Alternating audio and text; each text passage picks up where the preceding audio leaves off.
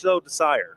This is a really ridiculous number of teams actually going for this north side rotate, right? I mean, you know the plane pass was deep on that eastern side, sure, but the fact that there's so few teams coming through from Mansion, past School, past Pachinki, is going to change things up. I wonder if anyone's going to draw short and try and camp one of those bridges on the way, farm a couple of points. If I'm R8, I'm thinking about it. Looks like maybe they're going to hop out and slow Alpha 7 down. Rebel just about gets away with it for now. Will they unleash more, or are they going to have to try and turnbull and do the fights? He slows down. This could be really dangerous here. No. Takes one. The vehicle's smoking. He's low out in the open field here. This is really dangerous for the Rebel. He needs to be really careful. We're zoomed in over his shoulder. You can see he's keeping it cool.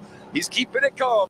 But you can imagine that heart is pumping right now. You know, a lot of times we joke about flipping the cars, bad drivers, so forth, but like, no, that could have been quite devastating. And now into the buggy we go, full health on the vehicle, and they'll continue to separate themselves from R8 and co. Look, R8, they're not playing around today. They're going to take down Alpha 7 as soon as they can. And let's not forget, for Alpha 7, the pressure is truly on their shoulders, not only in the arena, but also for their region, for them going back-to-back. They cannot continue to fumble the bag and make mistakes. That crown-embellished key is teetering on the edge of the crusher right now. For Alpha 7, they are desperate to get points at this juncture. 8th place is a real distance for them right now. They sit on 27. 8th place with Yangon Galacticos right now is 43. We're expecting it to be pushing up towards 70 at the end of the day. And we'll see how they are able to try and clamber their way on through, but that hope is dwindling fast. A hard west shift here isn't super dramatic. Again, it does cut out those Pachinki fields, but I feel like a lot of teams are going to be more pleased about that than if it had been further east on this circle. That west side coast now is going to start to get a little bit more packed. The area around Quarry can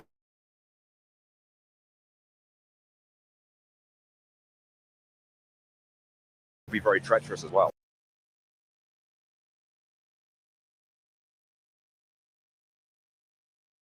Relatively close anyways, just opposite of Ora and IG as well. And speaking of Ora, it's going to be right there neck and neck, and Alpha 7 don't want to pop. Well, they do. I thought they weren't going to pop out and fire some shots, but they want distance. They want Ora to keep on moving. And for Alpha 7, yeah, the short line would be great, but I think they're going to be happy with the real estate they currently have, and especially now, hardcover POI setting up. They will set up their fortress and try and gatekeep anybody else who starts to move in, a.k.a. E-Arena, who have now made their way into the zone out of blue. You still got some stragglers, Yangon Galacticus, Power, Gamex, who have been very slow on the rotate, now finally starting to come in. Regnum Karya setting up in the Wizard Tower. You got some great spots locked in. Question is, when the next future zones come, who's going to be benefited? And Alpha 7, no, Mafioso's down the arena challenging. They've just immediately taken down Mafioso, who got way too bold on the angle. As a solo, just had no chance of having backup from the rest of his roster. On the far side of the hill, I mean, I'm slamming a massive question mark on that one. Yeah, that's tough. What is going on? Alpha 7, they had such a good spot. Hardcover POI, like they looked great. Why not just stay there? Why scout? It's not necessary. And now you lose a player. You got to go at it with just 3.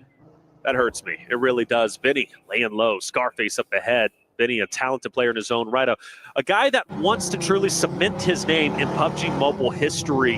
Had a chance to speak with him, and I love his tenacity. I love his desire to want to be one of the best out there. Noxian Red Force, potentially gatekeeping Power, and Gamex as they start to move in.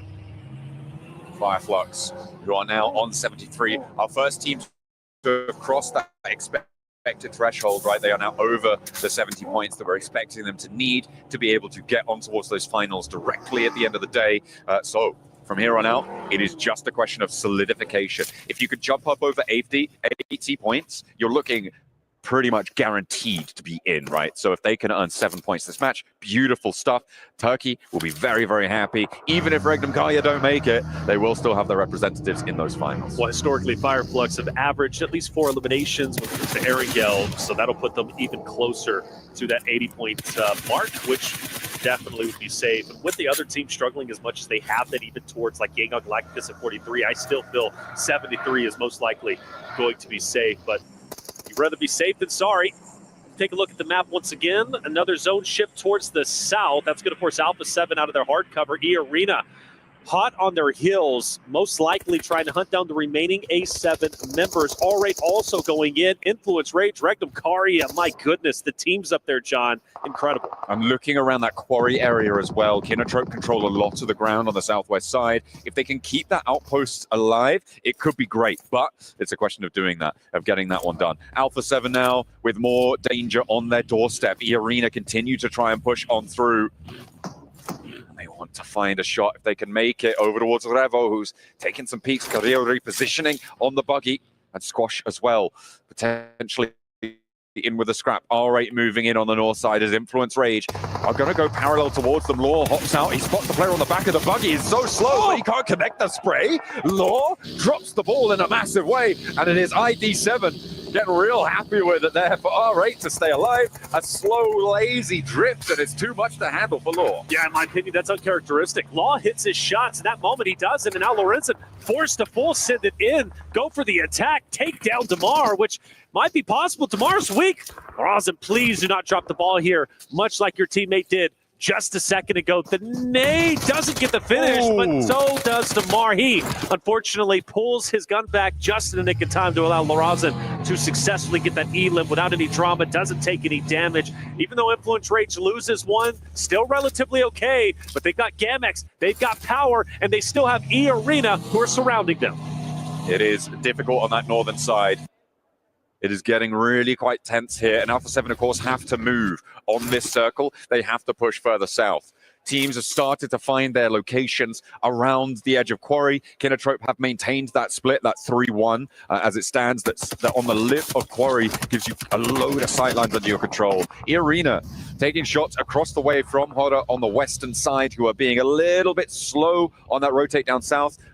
But I feel like that doesn't really fully characterize it. They are maintaining strength and covering their back flank by doing so, by taking a slower rotation. So good news from them. Unfortunately for Nongshim Red Force, it is not such good news on their side, as they will be losing a lot of players to Yangon Galacticos, who continue to make things work on the southeast. Yeah, that's the team you don't want taking you out. With the hovercraft, they're going to have a powerful end game, at least potential anyway. Yangon Galacticos being right there neck and neck with Nongshim Red Force. That's the last team you want getting points, especially taking your roster down. That puts them closer to knocking Nongshim Red Force to 8th place, being right there on the bubble, putting the pressure even more so on them.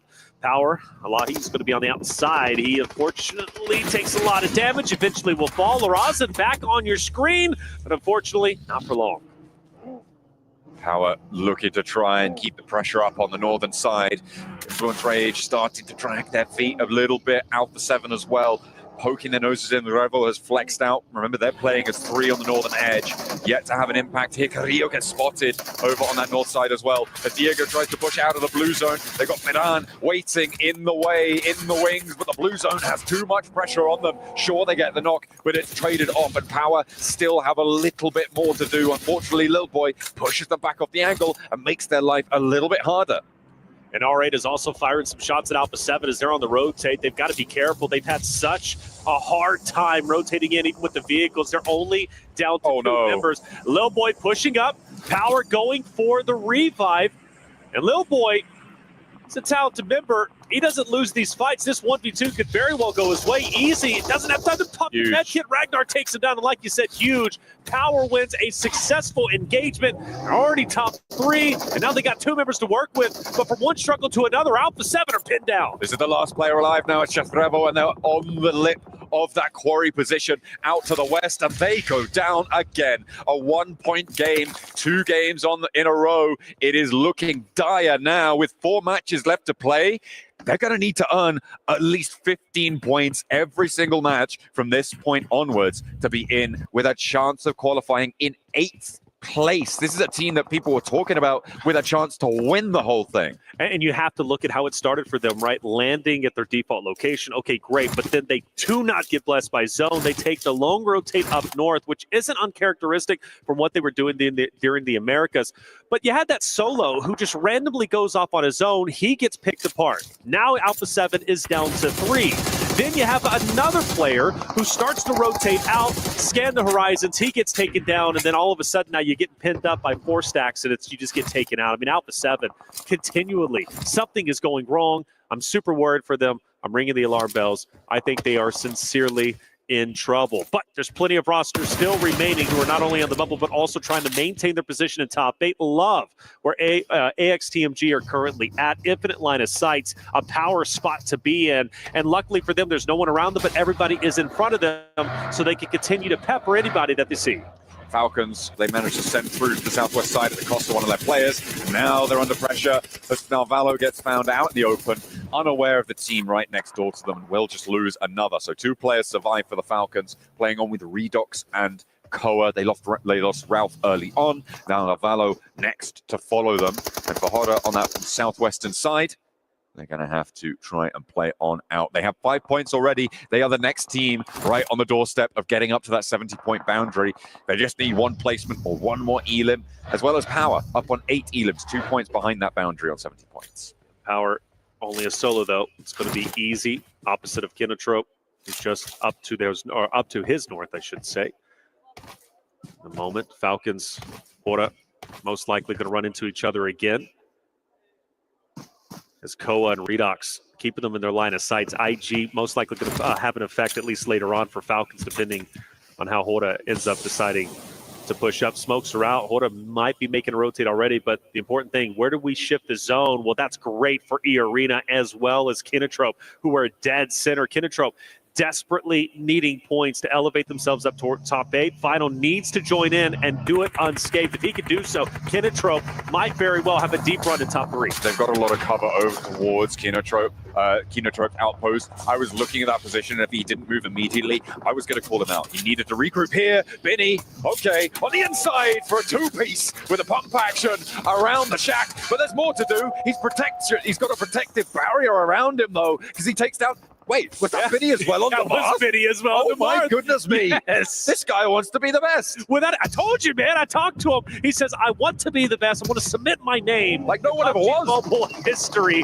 Regnum Karya starting to move up on Hora. Big fight. Toxic down. No fear. Firing shot, but can't connect enough. Another from Regnum Karya will fall. And it might be a clean sweep from Hora's perspective if they can get Sleepy and No Fear back up. But no worries. Sky continues to fight tooth and nail. Regnum Karya still having life. If Sky can't pull off the hat trick, Hora, they're out. Intense game as well on the northern side. Could potentially move in and third party this. A flush over towards Sleepy, leaves Sky as a solo. He's disengaging, sending south. There's a solar outpost in Yangon Galacticos for Romeo. You can see he's off in the hovercraft on the top of the hill here. Staying safe, staying calm for now. Just seeing what's going on. It looks like intense game. Fall back away, and maybe the fight peters out, but I think Sky might just be done for here. Romeo, though, starts to light it up on the hillside. Regnum Karya, astounding that they're even alive. 3 members up and in the fight, but you mentioned Romeo, who now has perfect line of sights on everyone from Regnum Karya just in front of them, and you also got IG starting to come behind him. Loxy through the smoke, however, dodges him miraculously, and he has an attempt. He's going for it, but Petrino shuts him down. Will not be able to sidestep and find the follow through there for Regnum Karya. They'll play on as one,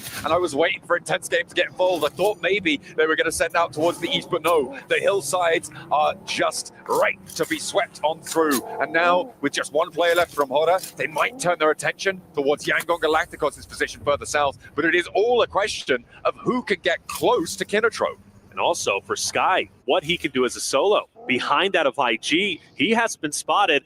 Luckily for IG, oh no, they're parking the bus, which means Sky, he could have a devastating effect. Here's Benny with the 3, takes down 2, and well, Mark comes out of nowhere, and Benny says, hey, where you going, buddy? And mows him straight down. I was 100% sure that was an off angle chiming in on that fight. I thought there's no way, right? Like I think shots were coming in, and he finished them off. He's got to chill out a little bit, but no.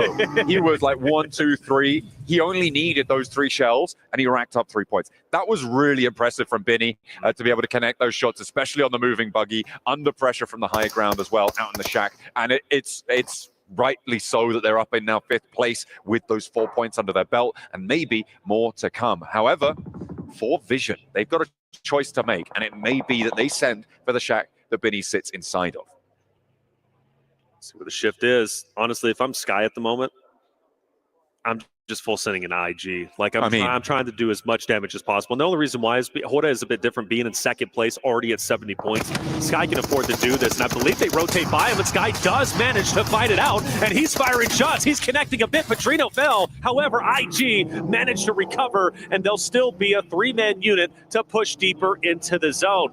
For Romeo on the hovercraft, he's still scouting the surroundings, seeing what's out there. That hovercraft, maintaining it, so valuable for the end. But with the zone ship Kinetrup, once again, still in a powerful spot, my eyes once again fall to them. A big game here would elevate them up the standings. They're at 22 points. Breaking in the top 8 is very doable, and they can honestly get very close with the win in Game 2. Really good information gathering there from Vision. They saw Intense Game leaving from that location, which opens up the position now that Marcelo and Nawaf have moved into. Before Intense Game and all the teams on the western side move, you cannot play the western side of the quarry like this, but as soon as they see that maneuver happen, they are in there. And that is a really...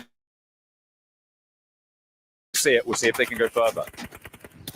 Romeo taking a little bit of damage. Rafa also shooting the hovercraft to get it relatively low in health. I thought it was on fire, but I can't fully tell from that angle. Adrian with the off angle. Renat, though, sees it. Ready to take him out. If he sows desire, unless he didn't see it, it goes right straight into Adrian, who takes over a little bit of the high ground that he possibly can. And the push is in. Adrian made out. Rafa has also joined, and we have a tense game. Absolutely, they're fully committing to the Shanghai Galacticus fight, and that nade looks good. Just about dodging the damage around the cliff. On the edge there, the rocks protect him for the time being. Adrian is low now, though. More nades getting sent back and forth. That is just a tickle, but across the way, Fireflux can really start to get involved now. They just need to step a little bit closer, and they have full sight lines on towards Yangon Galacticos. You can see Solus wants to get a little bit more done, but across the way, you've got Kinnetrope to worry about. This open ground around Kinnetrope is just so deadly, and no team has really been able to do too much about it. It may have just been handed to Kinnetrope on these circle shifts. The hovercraft has been blown up, and Romeo can still use this coverage, and he's putting in great work, peppering the members of IG just up ahead. No one's going to be able to penetrate it. No one's going to be able to shoot Romeo in his current spot. So IG, that's one less member they're unfortunately not going to be able to fire upon. For Rafa and Adrian starting to run on fumes. They can't go anywhere. They need to get up. They need to get out of blue, but there's only open space. Yeah, the buggy is one thing, but you know you're going to get gunned down. I think this is the end for IG. Rafa going down there, and they are going to commit for the flush, confirming that point for Yangon Galacticos. But into the zone, Adrian sending, may be able to find a little nook and cranny to hide behind. Actually has Easy now as a buffer between him and Yangon Galacticos, and could survive for just a bit longer. Fireflux also in front of Yangon Galacticus. I feel like they have had to fight tooth and nail at every point on their rotation. But honestly, not a bad thing. They haven't been wiped yet. They're also on the bubble. This is great for them. If they can pull off team wipe after team wipe, those are valuable points to continue their way up in the top 8. But I am a little bit worried where Adrian is currently at. Now he's got a great line of sight on the Yangon Galacticus, who's going to be just ahead of him. Meanwhile, Benny also up ahead. I can't wait to see what he's going to be able to do as a solo. But for Vision, desperately trying to get it off angle, maybe a knock onto Kinnetrope. They want that high ground. They want that location because they understand how important it's going to be. Kinnetrope, again, just been decimating these teams around them. Unfortunately, they haven't earned too many points for it. So this is the question that you have to ask towards Kinnetrope. What sort of value can they extract from this location? Because they have been nigh on unassailable in this spot for so long. But with 25 minutes on the clock, those remaining player counts are going to start to drop. Yeah, I think they're going to about to pick up at least 4 or 5, depending on what Marcelo does from Team Vision. They've been slowly making their way up. That drop on Tamra is going to hurt, however. And you mentioned the value. I thought they were going to pick up plenty of elims, but now they're getting picked apart. And you also have E-Arena, who might choose to dip their toe in this fight as well for the third party. But you also got Yangon Galacticus desperately trying to move forward, and Team Vision focused fully on them. Where's the buggy going, though? That was a bit of a risky play. Yangon Galactica have been mowing players out of buggies, out of vehicles, but luckily reposition ends up paying off. They are going to keep things together. I feel like Team Vision have been playing this one really well. They held that push from behind against AXTMG. They open up with a pick towards Kinnetrope, which does take them out of the power play quite a little bit. Finally, Binny does go down. He did do a lot of damage, though, during that match. Ladders up to 7th place, and a credit to him. Credit to his team as well. This is the last player from Intense Game who's managed to sneak their way in. It's onto Team Vision, really, to make a move here, and onto Yangon Galacticos as well. But they're staring each other down across this valley. Yangon Galacticos are pinned up. I don't foresee them getting out of this spot. Whether it's the last remaining member of IG with Adrian, maybe Fireflux off to the left. You got Vision firing shots onto him. Kinotrope are also throwing their hat in the ring. It would be a miracle if Smile and Mernat can move up, but that's going to be a great knock, but it's only going to do at least so much.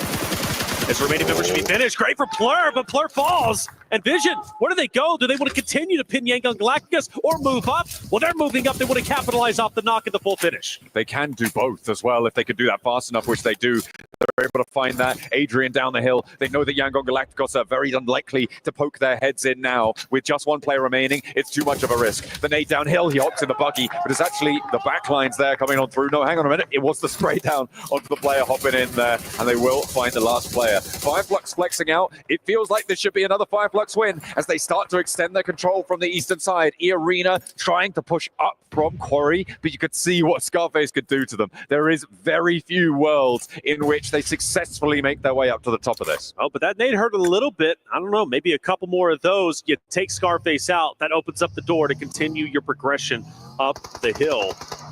But I mean, let's not kid ourselves. This area is so highly contested, and Nawaf, he's pushing up along with Alone, and this is going to be a great angle onto the Fireflux team as they start to take damage. You still got Joker also from E-Arena pushing up. This is going to be a mad dash for control on the top of the hill, and you got three rosters all butting heads. Kinotrope are starting to fade here now. Last player for them to stand. Vision's playing on as 2. E-Arena is 3 who have been trying to fight their way in here. Scarface gets rezzed for Fireflux. That is going to be really, really important. However, in order to get that res, they've had to move Solus all the way to the back of their hold. They've lost a bit of pressure, and teams from the western side can start to move. And that's what's given E-Arena this momentum, this ability to get as close as they have. Mormon now with an opportunity, maybe to mantle here, but he pops that Molotov up on high, and they aren't quite going to find it just yet. In the meantime, Yangon Galacticos lose their last. Oh, they see him. I think they're wanting to go for the challenge onto Mormon. They don't want to overexpose themselves. You got to find a fine balance here. Too aggressive in terms of recklessness. But if you do it just right, you could dismantle a roster. Vision onto Kinotrope. You mentioned the solo, and Kinotrope ends up falling. And now things start to get serious. It is all up to if Fireflux can hold the hill on the top here, with Solus going down again to that nade. E-Arena are starting to put more pressure on, and it's going to be Matcap to fall next for Fireflux. Never Alone tries to go for the low road and catches him out on it. Looks for the shot, but Nawaf with a 1-2 punch up on high. As Solus gets flushed, it's a pincer maneuver onto Fireflux, and there, left down to 2. Catch now down, and E-Arena may have just been able to mount the impossible assault towards the top of the ridgeline on Quarry. But we've seen solos provide a dominating effort for Scarface. One player down low. He's been spotted, however, so the cat's going to be out of the bag, at least from Vision's perspective. Now, the question is, does Mormon, Joker, Sakura from E-Arena know where Scarface is currently at? It should very well be a dominating win from E-Arena where they currently are, but Scarface can dismantle this push, can dismantle the hopes and dreams of E-Arena from taking a victory, and the shots are fired, and Mormon is down. Scarface catches the backline for E-Arena, and he's looking for more. He's looking healthy. He got a helmet refresh there, a fresh level 2 over onto Scarface. He knows Never Alone's down the hill, and he jumps straight into Vision. Now, in a 2 versus 2, though, Vision can do a little bit more. They've got a little bit more firepower here. Nawaf on the face. Oh, he turns his attention away just at the wrong time, but a nade from the sidelines keeps him alive. That's it. Team Vision desperately trying to fight, and they do get a knock. This could be a takeover attempt from Team Vision. Sakura firing shots, but it's not enough. Is Vision pulling it off? Can they do it? Or will Sakura lock it in for the back-to-back for Arena to start the day? And it will be Arena back-to-back victories on the day. They look as if they are poised to go to grand finals, and they won it. Last time around, they went out a little bit quietly towards the end for the chicken dinner. This time, it was bombastic from E-Arena. They held their nerve. They moved up those tiered positions on Quarry. It is so uncommon to see a team win from inside the Quarry. Fireflux dropped the ball in a big way from that eastern side. It felt like Kinotrope as well could have done a lot more in that situation. But a massive credit to E-Arena. This is a display of skill that you do not often see. I've become a bigger and bigger fan watching them play throughout the group stage and into the survival stage. The way they hold on to a power position is impressive and truly phenomenal. E-Arena, a team that I very well think going into the finals, once they make it, can make a huge impact, potentially take this entire thing. Don't point the camera at these guys. Oh, come on. A little shrug from Alpha 7 to close us down for the second match of the day. Our first Erangel is out of the way. It was E-Arena to take a big chicken dinner. Fairly low elim count, but still important where it matters. We'll head to a break. We'll be right back with match number 3 of today.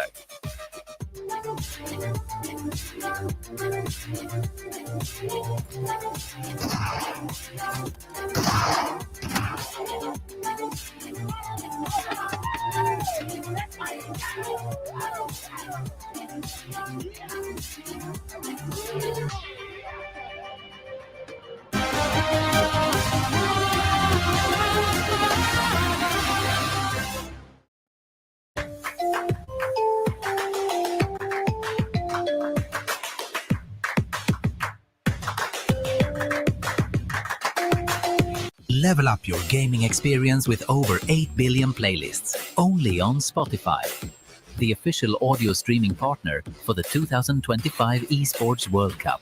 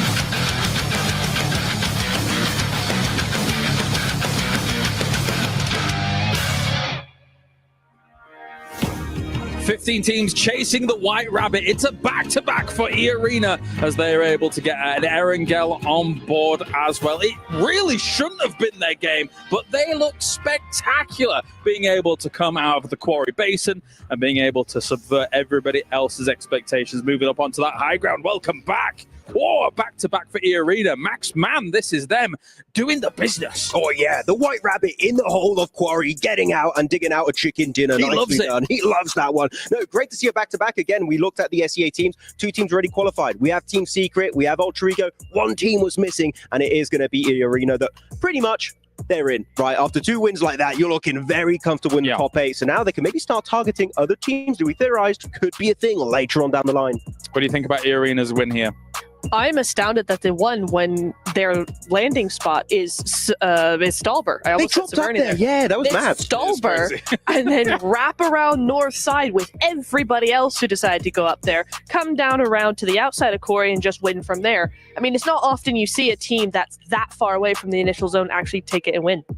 Of course, though, we have Team Vision at number 1. Now, this is a team that we kind of really talked about before coming into this segment here, but we really do need to talk about the 13 eliminations they came out from this game. It really felt like they were on the warpath here, Max, and kind of just able to deal with everybody on that northwest side, coming in on that west side of Quarry. Obviously, it was going to be hard to get into Quarry and do something about it, but damn, what a game from them. It shows to me for Vision, they have really good terrain knowledge of Quarry itself, because you got Quarry, you got the low ground, you got the high ground, but you got these little roads that go around on the western side. It keeps you safe from teams on the 2 sides, and they play that position, hold off AXTMG, they hold off Kinotrope also at some point, trying to wrap around their warehouse in particular.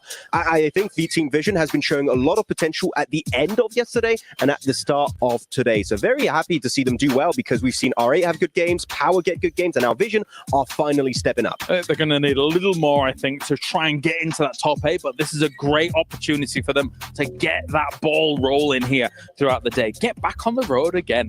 But at the same time, let's talk about what we were seeing here from Fireflux. Yes. I think multiple of us, Neptura, thought this should be them having a lot of control and this in the bag, but it didn't quite go that way. Well, exactly, especially with stage, was it 7? I think phase 7 coming in with, was it Catch on the front line there? And then it was a 2-1-1 split with Catch all the way on the other side of zone.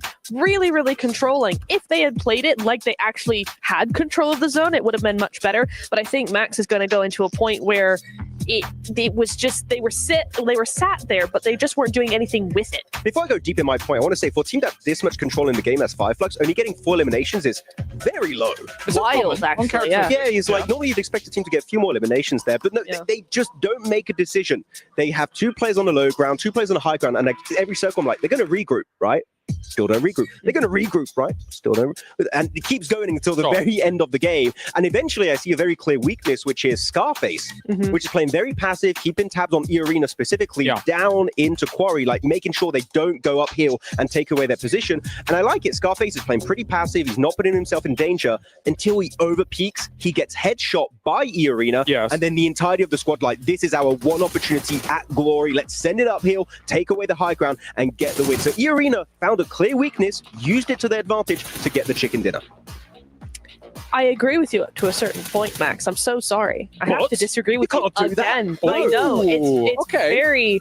It's very risky, I know, but I do agree that it's a risky play. I'm not going to say, oh, no, they should have played 2-2 split, low ground, high ground. It's fine. No, it's very risky, but I see what they were doing, and I think it's the one thing that actually allowed them to have so much control in the later zones. If they hadn't done that, I think they would have gotten stacked, they would have gotten overrun, they would have struggled to move and to breathe, I think. So in stage 4-5, I think that it was really good for them to do that. I do agree that they should have absolutely started just grouping up a lot more than they did once Catch was out on a limb on the other side of the smaller zone. I think they just left a good thing, a risky but good thing, way too long, and they just got stagnant. That's what I was worried about if they had regrouped earlier in the game. Do you think the same thing? Do you think a remedy would have been having 2 where Scarface was as opposed to 2 down where the South Forest is? Do you think then that kind of aids that control of like people coming out of quarry? It's an option. I don't know. It is an option, but I think I would have preferred something that you said actually behind the scenes was he keeps peeking too much. And I think I would have kept the positioning, but had him just not do as much as he did, just be like an info thing only. If he had to back up a team, then do that, or a player, then do that. But I think he was just doing too much on his own at that point. He went rabbit hunting, and the rabbit got him at the end. It was very unfortunate. That's one scary rabbit right there. It's a big rabbit. Yeah. I mean, Mormon, the rabbit is called Mormon. You run away. You don't want to fight Mormon. Don't want any of that. I do think still it was a very good showcase of what Fireflux can do. Maybe a bit hesitant at times, but overall I think they'll look back on this game like, what can we do better and hopefully improve for our next 4 matches. A lot of matches still on board. Yeah. Still rough to see who's going to be making in top 8. All these teams are going to need the holy hand grenades to try and deal with what E-Arena is bringing right now. 2 wins to start off the survival stage as they find themselves now in 4th place. A huge leap on up. And now look who is in the danger zone, Max. Uh-oh, Team Falcons. You don't want to see Team Falcons at the bottom of the first page. That is, they've been slipping. Again, holding their splits a little bit too long, losing players. That's the good old Falcons typical. But I kind of want to look at the points here because you talked about the point threshold to get in top 8 and to be comfortable to make it into finals, Niptura. I would say around 70, 75 points is the threshold. Some teams are already looking very close. I think the amount of slots available now is maybe like 4 teams can still push in top 8. Maybe. Possibly. All right, this is panic time. Alpha 7 is 4th from the bottom. This is panic time. They have to do something if they want even a chance to defend themselves here. But of course, you guys at home can get involved with everything that's going on as well with the PUBG Mobile Air Carnival. Drop Carnival and it's now live here this weekend from August 1st to the 3rd. Log in to summon your surprise airdrops and collect 2025 airdrop vouchers to enter prize draws for official merchandise, smartphones, BD Partner Awards, permanent in-game items, and more. Every participant is guaranteed to win. Additionally, jump in the game now to vote for your favorite airdrop partner. Again, not Max. You might even, don't say anything, Max, no. You might even score some awesome surprise gifts from them. Don't miss out on this year's airdrop carnival and unbox your surprise. Well, thank you very much, guys. Thank you to you, Max, I suppose. It is time to head over to the commentary team here to bring you all of the action from another Erangel. Let's get it going. Yeah. Game number 3 for the day. The first 2 games dominated by E-Arena as they elevate themselves up into the top 3 position. Who knows how high they continue to go. But game 3 being back on Erangel, the home turf for E-Arena. I've got to favor them, but it was said on the desk, John, look, we got to get serious. Alpha 7, game 3, only 4 more games to go for them. Man, oh man, I start to think to myself, will we truly see Alpha 7 in the finals? No. Come on, be dramatic. I mean, be dramatic. Look, when they're dramatic, I'll be dramatic, all right? Because they have not been bringing the drama today. They have been lackluster. They have been falling at every hurdle that's presented to them. It's not good, right? There is some discord between the ranks of Alpha 7. And I mean, they're not talking. It doesn't look like they're actively repairing this one here. But, I mean, what can you do? It has got to feel so demoralizing to be in this situation for Alpha 7, to be in the spot where you are the defending champions, where you are hailed as some of the best players in the world, one of the best teams in the world. And here you are, having just now performed, I think, what is it, like 4 games in a row, getting a maximum of a point a game when you count yesterday's as well. Well, the reality is they're the ones who control their destiny. They're the ones who can turn the tides of their luck. Now, do they have it within them to do so? You look at their faces and you think, maybe it's determination, maybe it's nerves. It's hard to tell. But for Alpha 7 and other fighters, they're going to continue to fight until the very end, especially that man right there. He jumped at us, by the way, during one of the segments in the beginning. Scary guy, but also a lovely guy at the same time. But whenever it does come to Fireflux, they have outperformed themselves from their group play in the survival stage. They surpassed the threshold. They're now at 83, well within their right to go into the finals. And I must say, man, from Fireflux's perspective, it's been a pleasure watching them. And it's also been great watching E-Arena, again, as I become a bigger and bigger fan throughout the group stages and the survival stage. When they have a power position, they refuse to let it go.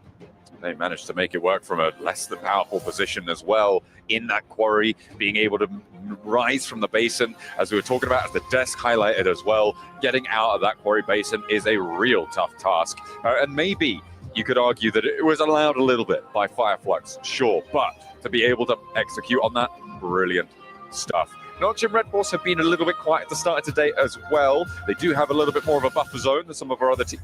Oh, beg your pardon, than some of our other teams, however. So they can keep things going. Power, they've been putting up numbers as we're just drafting across these players right now, getting this lobby ready. Alhaji, Oh, big love. Big love. Big love. What a mustache. What a mustache. What a mustache. What a guy. What a team. Power, man. Power Esports have been on fire, up there within the top 5. Another roster that is looking to make a huge impact when it comes to the finals. Of course, if they make it, it's say, come here. I don't know if I want to, though. I want to watch this one. Things get a little, okay, we're showing it. Where are we going?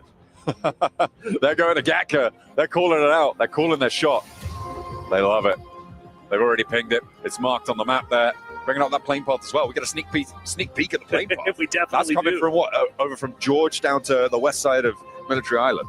And that's going to be a fun one. Gatka. So maybe all eyes on that. You think they get hot dropped? I don't know. I doubt it. But I will say this, man.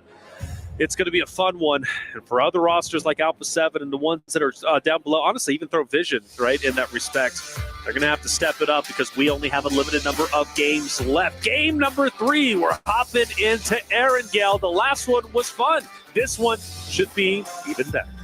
Let's see if teams can continue their march towards the top 8 or if they will not make it. Oh, the plane path going the other direction. Sorry, but it is still from the west side of Military Island up towards Georgia Pole, towards shooting range. So we've had our east plane path. We're going to have a west plane path. Maybe we'll have a central one in the next game, but we'll have to wait for that as we will take to the skies once more. I feel like the cheese decal on the plane is really taking me out of it sometimes. I like it. I think it's cool, man. Have fun with it. Get creative, but it's like you are going in with the intensity of like what you're thinking, like Fireflux is currently at, wanting to dominate their opponents, and then they hop onto a cheese plate. It's a duality for sure. What's that smell? Is it Alpha 7's performance? Oh no, it's just the play. Or it's you. Hey, look, it's hot out here. It's sweaty. Now you smell great, man. Let's get it going. Let's get it going, baby. It's going to be a lot of fun. I'll put that on my CV now. Without a doubt. When people contact me for jobs, they're going to be like, Reflection said, I smell great. You smell great. They'll be like, who is Reflections? What are you talking about?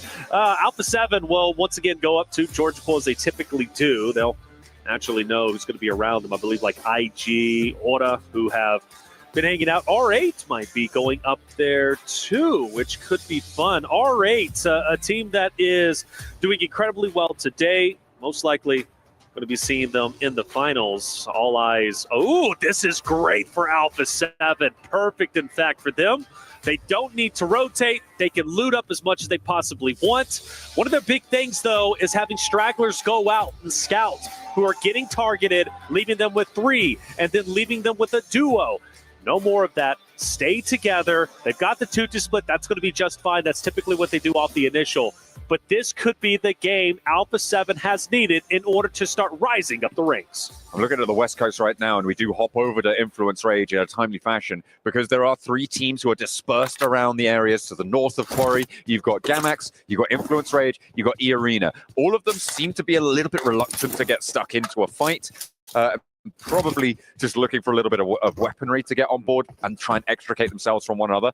That's not how you want to start, though. That is what we call a mistake coming through from Gamax to pick things up. What in the world? I don't even know how he did that. I guess he must have tumbled. I guess he must have tumbled the vehicle because there's no like rocks around. Right. That's actually impressive. Yeah. Now, you know what would be truly devastating if they lose 2 now? Can we get a replay? For revive on this. They should be just fine, but that is definitely a bit of a stumble. Gamex has been struggling all the way towards the bottom, obviously. And, well, Lil Boy and Influence Rage do start to go and travel up the road. So the revive needs to happen kind of quickly. I don't know. Gamex might be in a little bit of trouble. Oh, we are going to get a replay. He was already super low, and that tiny little ditch knocked him. Oh, that's so sad. It is. And Influence Rage is heading potentially straight into them now. They're going to veer off to the left. So good on them. They'll get back up. They'll be a 4-man unit once again, but that could have been bad for sure. Thanks to production for getting that replay. Without a for me, doubt. by the way. Without a doubt. Big shout out to those guys. They've been pulling shifts behind the scenes out here. We've been loving every second of working with them, and we'll be glad to see the rest of the week out with them too. Unfortunately, not all of our teams are going to be seeing the rest of the week out with them, and we are on board with the team on the bubble right now in 8th place. Falcons, 50 points as it stands after 8 matches completed. Yeah, which is tough to see. A world, the grand finals where you don't have Falcons, you don't have Alpha 7. Come on, that is something we surely did not expect. Falcons roster much hyped up coming into this event. They picked up a good one, and now they might not even make it to the final day. So they've got to step it up without question. They're going to be over towards the right outer edge of the next stage. Moving in, Noxious Red Force most likely coming up behind them too.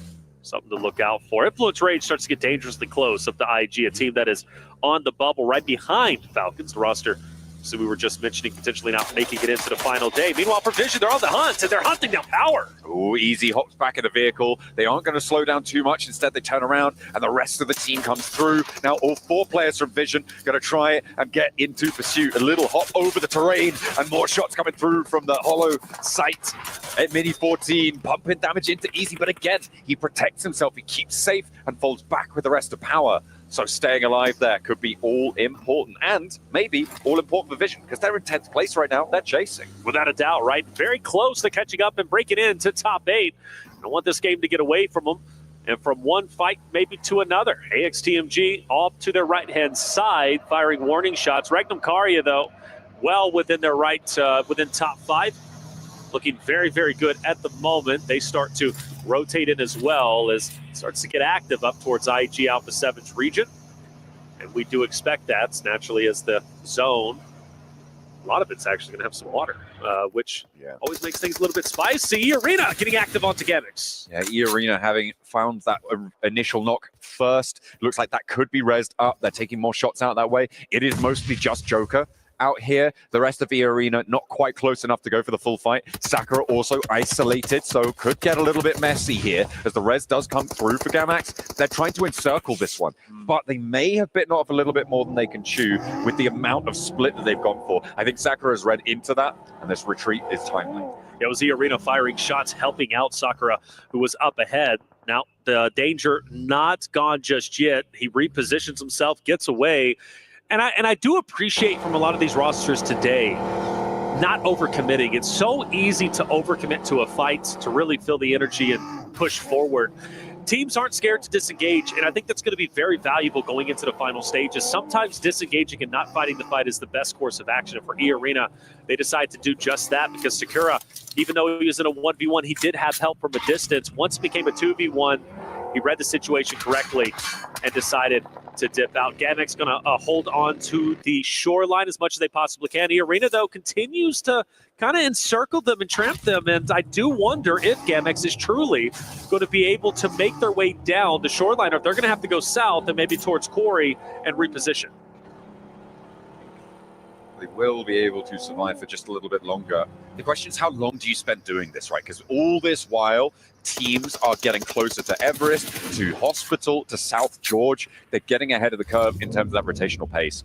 So chasing down Gamax, I mean, is it really worth it for E-Arena right now? I'm not sure if it's the wisest investment of time. If they get one Elim, okay, they have managed to find that knock. I imagine they're going to turn around now and start to head into the circle. Anything more than this, I think, is a bit of an over-investment. They might just try and prove me wrong. You know, I think it's just a matter of respect. I mean, Gamix, let's face it, they've been getting pushed. When teams see them, they push into Gamix. They take advantage of the situation. Focus now on to Kinetro. Finale is down, unfortunately. Plur has to be the gatekeeper now to try and protect his position. But Scarface is coming up from the backhand side. Ketch tried to do exactly that too, but he gets taken down. Fireflux with the recovery should get the pickup, but Scarface, I believe, is going to be the linchpin, if I'm not mistaken. Could be important here. Matcap has to go in for the res over towards Ketch. The off angle. Ozzy-san clocks him again, and that's going to force another player from Fireflux to have to respond to this. Stage 1, reses are possible, but Ozzy-san has been so important for Kinotrope in making this one work. By the way, this Gamax E-Arena fight could crash into this engagement. Remember, they are still going over towards the south side of Quarry. It's getting a little bit nuts. As well as Yangon Galacticos, who are on the other side of the bridge. They're gearing up to try and make a crossing themselves. Looks like Fireflux still trying to get the reses as they possibly can. Solus has made his way over to start at least one pickup. Ozizon can't get the read, can't get the vision to clean up the remaining members of Fireflux, so they do recover just a little bit.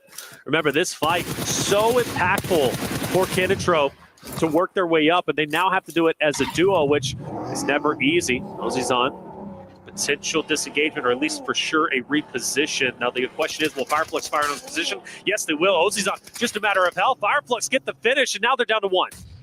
Oh, looking for Ozzy taking care of that off angle. Really good news for them. Fireflux trying to piece themselves back together here. Looks like they may be able to do just that, but what can Yangon Galacticos do about it? A nade for Matcap launched on over. That should be good. No, he's caught running away, and instead it's the bullets to finish him off. Now, Fireflux, can they disengage? Can they get back to this one? Ketch needs to get a heal off. You imagine that he's got the time to do so, but can Yangon Galacticos push in? No, they're going easy. Yeah. They're fully disengaged from this. By the way, E-Arena are now fighting in Primals with Gamax on the southwest side. This is nuts, isn't it? A Gamax just down to a solo.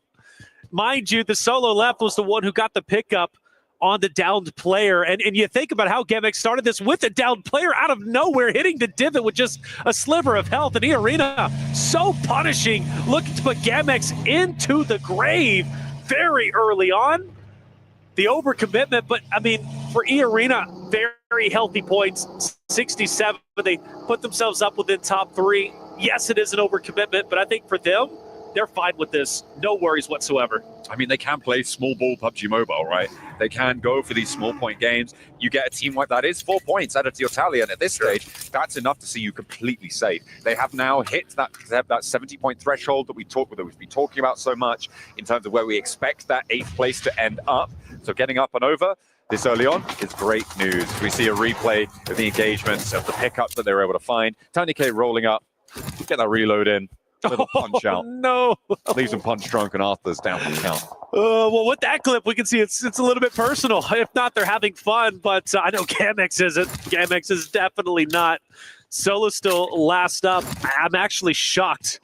I'm floored that E-Arena is staying around this solo. Meanwhile, you do have a couple of other engagements taking place, and well, naturally for E-Arena, they finally get the finish. They go to the box, and they're all shooting the body. Why is this so personal? What storyline did we miss? I don't know, man. Go off, I guess. There's no smiles either. Like, oh, there we go. Okay, little smile. I was like, wow, they are genuinely upset. You know what is important about what E-Arena have done here? Sure, they make a decision that we can call into question, but the more important thing is that they were a West Coast team. There is currently a team on the West Coast of the next circle that would have been in a fight with E-Arena, potentially Gamax as well, that is very important. Of course, I'm talking about none other than Alpha 7. They sit on the west edge of this circle. That would have been a contested spot had it not been for E-Arena going for a position like this. Well, if Alpha 7 can get a big game here, I'm placing that blame squarely at the feet of E-Arena. That's fair. That's a great call-out. And for Alpha 7, maybe singing the praises of E-Arena being totally over-aggressive on the Gamax side. Zone, very small now. Plenty of teams still on the outskirts. Horta has a bit of a split, a 2-2 split at the moment. You've got R8, who's also surrounding them. AXTMG just on the outskirts. Power have a great spot, however, in the middle. And Power already having a wonderful day, obviously coming off of at least a good finish in that game number 2. And I believe here they are going to be the team to watch out for who might be able to make a deep run, which would be wonderful for them. They're just a little bit below that threshold, still in a very healthy spot. Power, here we go. Look at that. You got the shot there live from Riyadh. That is Al Haji's father. Okay. Watching live from in the venue. He's locked in right now. And Power being in an important position, rightly so. He has the support of his family behind him, and hopefully the Power family can play off one another beautifully. And I saw him in the backlines too, maybe with some comms. Hey, we need to do this, pick it up, right? He was being active during the team huddle in between games. So shout out to the dads. We love family support systems when it comes to esports. It's so impactful. And I tell you what, you can truly make a big, big impact in your kid's life, in your competitor's life, in your family's life by giving them support in esports. And that's a beautiful thing, especially he's able to get all the way out here to Riyadh to support his son.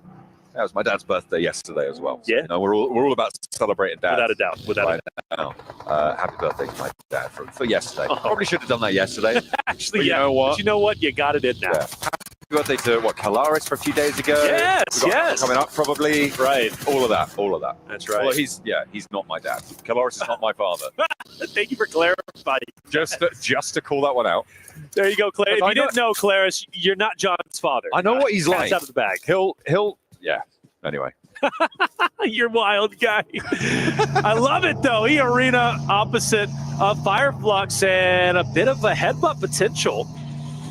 I look at Catch right next to Mormon. They're side by side as they go in, and R8's not too far away either, although I do foresee them going a little bit further in. But yeah, fights off. Macap's going to be the first one down. 30K to follow. Mormon shots out. Catch melting E-Arena, but only for a little bit. Sakura, a little matter of health as he pushes up. Fireflux still with the advantage, you'd have to assume, with the solo. And that's going to be, now R8's into the mix. So all three teams do, in fact, end up colliding. Oh, E-Arena on the rematch with Fireflux from the end of the last match get interrupted, but R8 are turned away at the door almost immediately. They try and push in, and immediately the shots ring out. Mormon rolls on forwards in the threatening presence of this hovercraft. Tries to take another player down, whipping the horn, giving it large. Prestige now to the backlines. ID with the backup, but two players now are stepped up to fight the Prestige, though, with a spray down onto one. It's traded, and the hop out wide. Prestige now the last player alive for R8, and the hovercraft still moving around, slow and threatening. The pace is there, and they sweep them aside. Fireflux are out of there. E-Arena stay alive with 8 elims, and the rematch continues. And even though they only have a duo, they have the hovercraft, which could be critical later on. Now the question is, does another team come into the fold? Will we see Adrian with the tense game now start the challenge onto E-Arena up ahead? Again, a very, very talented roster, but also can get aggressive when they want to. And there is value in pushing E-Arena in this moment. Intense game. Desperately need points. They need to elevate themselves up towards top 8. It's getting serious for them. Getting aggressive might be the way. But for Influence Rage, Vision now want to fight themselves. Vision have really started to suffer in this engagement. Influence Rage holding down Gatka. Doing pretty well, but they have got Little Boy down on the floor here and are likely to get that one flushed away. Nothing really to do there. And in come Power. They might look to third party this. There's not too much that anyone can do about it. Playing this southeast building is going to play very, very well for them. You've got to imagine that the supplies are running low across the way. You can see the underarms coming on through. Al-Haji cooking it, trying to chef it up perfectly. Pops it in through the doorway. Don't think that's going to connect, but he does get the bounce around the corner. Unfortunately, doesn't quite find the shot. Now, there's a little bit of time right now between these two rosters to kind of take their time. However, I believe Hora is going to come crashing in for the third party and the cleanup. That's something they need to desperately be aware of. Narvalo is also scanning the areas, but my concern is Hora coming in to this Influence Rage, Power engagement. Al-Haji down, unfortunately. Diego firing blind. He doesn't know he's in front, but he just wants to get any shot he possibly can, and he will eventually fall. Law through the window. Fahim, easy, also pushing up. Easy. Nade's being thrown. It's going to be thrown. That's going to be a grenade. And you mentioned Hora also starting to crash in just as Power starts to get control. Law dropping the nade at his feet, trying to stop people from walking in through the doorframe uncontested. Will give himself a little bit of time here. Finds Sleepy and connects for the shot. Easy's there, and Sky goes down. Hora's crash is going abysmally wrong now, as Alpha 7 are lighting them up from across the way as well. There is no angle that's safe, but they connect onto Vidan first. And if Alpha 7 somehow comes out of this fight, even from a distance, with the victory, this could be huge for them because they control a significant portion of the map. Narvalo has been hanging out towards the northern side of this entire engagement, and therefore Falcons potentially making a play call for Redux to come over and also fire down on Power, on Ora, on Influence Rage, who's currently embroiled in a desperate fight for Power. But Power are still alive as 4. They are all up and live and kicking. They've got a lot of pressure into this area. You can't imagine that the Falcons are going to be able to do too much against them on the inside. side, it is only small teams to try and go for this. A long nade comes through from No Fear, though, over towards Easy, and that is a little bit split from the rest of Power. Getting this cross successfully could be dangerous. The Falcons regroup in the meantime. You can see Narvalo and Redox both moving back over to the north side of those chopsticks. They're going to have to try and fight off against Rectum Kaya now. Power. I feel like I've gotten 2 or 3 lives in this fight. They've had so many downed players. They've managed to recover, and they stay a 4-man unit. If they can get Easy back up, which I have no doubt they're going to be able to do so, because Law just doesn't have the line of sight needed in order to get the cleanup on the down player. Actually, Law takes a little bit more damage himself off from Alpha 7, I do believe, if I'm not mistaken. Now, all these rosters now have to shift into the next zone, so this fight can still take its time, but eventually, Blue, it's going to start hurting. This is the benefit that Power have for having crashed onto the east side of this compound, right? It's closer to the center of the circle. You have those routes away that are going to be a little bit less contested. The difficulty is that there's not really a good space to go towards. At the moment, the compound that sits just to the west of Gatka, of the chopsticks, is going to be unoccupied. The question is, do they know that? And the second question that you need to follow that up with is, do they have the vehicles and the utility to make that crossing successfully without getting shut down? Al-Haji Easy now start to push forward. They're closing the vice grip onto Law. This nade could be big. He throws it out. Law can't reposition at the moment. Al-Haji, another nade, not wanting to overcommit. They don't want to get up close and personal in the CQC fight. Law has finally fallen. Now you can start to push up. Focus on Jiggle. Focus on No Fear from Hora. Influence Ranger now out of there. You know there's only one more team you have to deal with. 2 players from Hora are there, and Alpha 7 start to make their approach. A 2-2 split as Alpha 7 start to ferry players across the open ground in the vehicle there. They leave Rivo at the forward position. Power crossing the open ground now against Hora. No knock sent towards Power, and Jiggle gets taken down to half HP. Al-Haji's now up to the wall with Easy following up nicely. They're up into the top floor as well. They're starting to overwhelm Hora here, and there really isn't any resistance that's finding them. A really disciplined push there, and shots being missed by Hora allows them across the open yard, and they will control Gatka, sweep through it. 5 elims found, and they're on for more, but the rotation needs to happen fast. And just to really say how impressive that was, they had so many down players, and they take 2 teams out while keeping 4 up. But now the struggles really start to begin. Alpha 7 take advantage. They knew this fight was going down the entire time, and they are now punishing Power's rotation. But Alpha 7 isn't out of the woodwork just yet.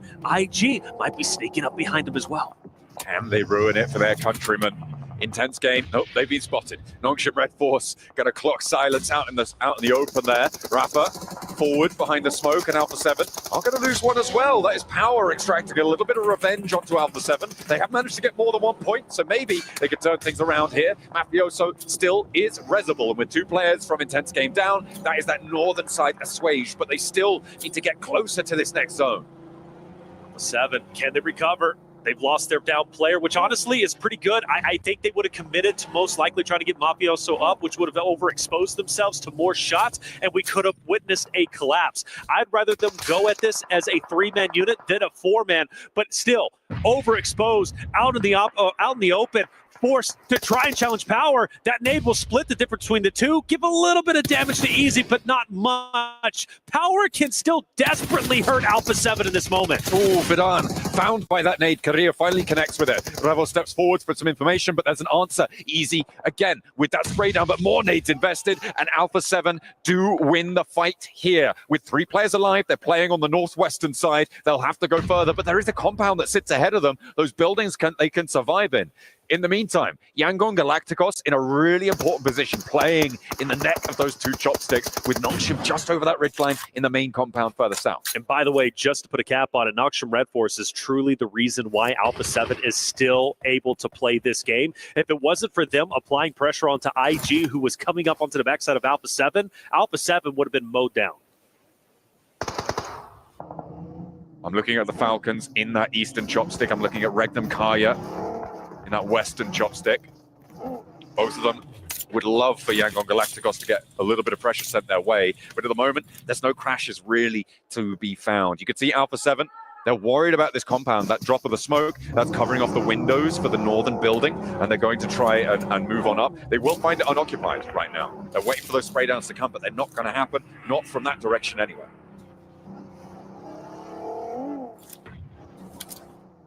think they'll find out now. Yeah, it's going to be unoccupied. I don't mind them taking a leisurely pace to the compounds, throwing smoke, keeping your head on a swivel. You don't want to get caught by surprise. Let's face it, Alpha 7 has been nonstop caught by surprise, taken down one by one. So you can tell all those previous experiences weighing heavily in the back of their mind. AXTMG starts to move in. Ralph from Falcons wants to get these shots connected if he possibly can. You don't want AXTMG to be where they currently are. Falcons are looking to punish them. Koa will be resible there. Navalo holding it down as well towards Yangon Galacticos. AXTMG not taking more casualties is a bit of a miracle, really, on this crossing, on this swing out to the northern side. They will be able to get these reses done as they were able to find that shot over towards Koa, which is really good news. Intense game do fall as well, and now Alpha 7 are up to 5 elims. Remember, this is all the Arena's fault. The Alpha 7 are alive. Well, Arena as well as, like I said, Noxium Red Force helping them out just a little bit. So you got two teams who unintentionally ended up helping Alpha 7 in their desperation attempt to make it to the grand finals. YG up ahead. Falcons starting to move up. Regnum Karya still within the chopsticks, as you mentioned, trying to continue this battle. They've been having to try and fight one fight up top, fight the fight down below. YG, though, also has to worry about Noxium Red Force, who's going to be just behind them. And Say Cloud has managed to make his way up. But Falcons, is it realistic that they can even leave this spot? Because as soon as they apex the top of this ravine, they're getting mowed down. It's difficult, right? You need to be sure that you have a path forwards. Getting access to the buildings that Yangon Galacticos play in would be beautiful. AXTMG going down is actually a massive bonus for them as well, because it means that now they only have to worry about their western flank. They will no longer be overexposed when they go for these peaks, and they have a little bit more leeway. The circle goes away from the chopsticks, so this fight now will have to take place. But the same is true on the other spur of the chopsticks. With Regnum Kaya needing to push in from that northern side, they have to make a move, and Yangon Galacticos don't want to be anywhere near this. Yangon Galacticos shooting at Noxium Red Force up ahead. Regnum Karya are also moving in, potentially to crash into Yangon Galacticos. Falcons is going to take advantage of this, and I think it's about to culminate into a massive square-off between three rosters. Yangon Galacticos will get an early down. Noxium Red Force has started to attack, and Falcons are also getting active in the attack. Regnum Kaya also chiming in there from the opposite angle, and they catch Yangon Galacticos going for a really strange retreat there, I have to say. They didn't really have the cover to go for it, not yet, and they do manage to stay alive as 3, sure, so maybe they're just playing for placements, but at their current standing on the table, they are in 8th place. They don't want to let these games get away from them when they have a dead central position. A nice spray down from Silas connects through the smoke. That should be resible. They have got the cover to do so, but that means Regnum Kaya can move into the main basin at the base of the chopsticks. Yo, I love the aggression from Silas. Nade cooked, but they get away just in the nick of time. Silas has to make a decision. Push up, back up with my team. What's my play? It looks like he's fully committed. He's looking in the tunnel, and that's going to be one down. He clears the angle to the left. Ralph continues to pre-fire, and he's going to punish Silas, who made a great attempt. But Regnum Karya is not done. They continue to push up. Team Falcons need to be ready. 2 players down now to a nade on the off angle from Yangon Galacticos, and more are pouring in over the top. A huge punishment over towards Regnum Kaya, and they are obliterated in the basin there. Wild crawling back to the rest of his team, and by that I mean just Loxy, who remains standing for Regnum Kaya, trying to keep things going. Novalo can be rezzed here, and the Falcons could be playing on with 4. Yangon Galacticos, they pull back, but they draw them in to a death spiral. It's a question of what Loxy can do. I like the aggression. I think Regnum Karya, Falcons, they were opposite of each other a little bit too long. They said enough is enough. With that down, let's capitalize on it. But it was just a little bit too slow. Falcons were able to recover. But Loxy, the solo from Regnum Karya, can still hurt Falcons tremendously. Let's not forget, Falcons, they are that bubble team. They are right there in 8th place. Their spot in the finals is not guaranteed. There are so many teams nipping on their heels, trying to pass them, trying to knock the home team out, and it's still very doable. So Falcons, this win, a higher placing is critical. 1 nade over the top, no knocks. Another, the last in the back pocket for Smile. He's going to invest it here. Ralph is healing, but will it be quick enough? Not quite there, and he does find the knock. Yangon Galacticos unlikely to push out to flush it out, though, here. They will allow this res to come through. Actually, more nades being passed on over. Smile wants to put this one to bed, but Redox is going for the res. The question is, where does he put it? Could maybe take out Loxy with it instead. Yegon Galacticos, they don't want to push out there. You've got the unknown Loxy, who you don't know where he's currently at. You know he's in this vicinity. You've also got Falcons ready for you, but for Loxy, trying to do what Silas could not do. Push up and take down the roster with the surprise attack. The nade is cooking. Falcons are pushing. They know where Loxy's at. Shotgun out, but no effect. Regnum Karia are out, and it will be Falcons continuing to push on. They push out at the end of the chopstick here, and Yegon Galacticos, I think they may be out of nades now. Not really too many more to play with. The nade bobbles in, but Smile's not up at the windowsill. Falcons have to push up, and they have to push now. Alpha 7 getting cut out by the blue zone. Koa first up into the meat grinder, and Yegon Galacticos hold their nerve. They draw back and back and back, and every single step they take backwards, they find a player running towards them. They're able to farm up those points and push in towards those top 8. But in the meantime, it's Nongshim Red Force who have been chilling for the longest time out on the south side. Top 2, Nongshim Red Force, a big win would put them comfortably within the top, or potentially edging closer to top 3. But anyways, with the point standings, most likely going to the finals, this is an imperative victory they take for Yegon Galacticos, also a team that is very close to the bubble, just 1 point ahead of Team Falcons. A win here would also separate them from the other teams nipping at their heels, but they've got the blue zone. They've got to push up, and Nongshim Red Force are ready to mow them down. Romeo turns the corner, hits the deck, stays safe from Doc C for just a moment longer. The smokes have to come through as Nongshim Red Force are closer to the center of the circle.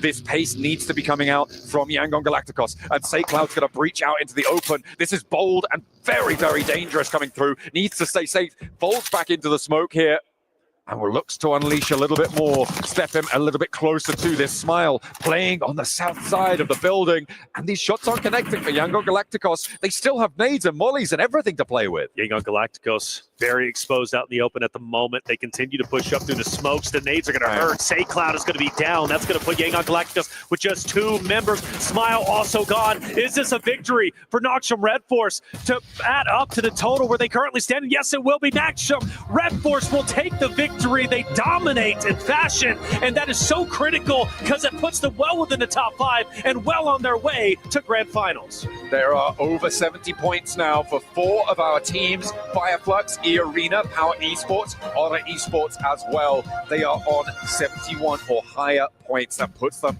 safe over that threshold as long as they can keep this pace. They may have done enough already, but it's teams like Nongshim Red Force who now are at 61 points after that match, where they will feel a lot safer.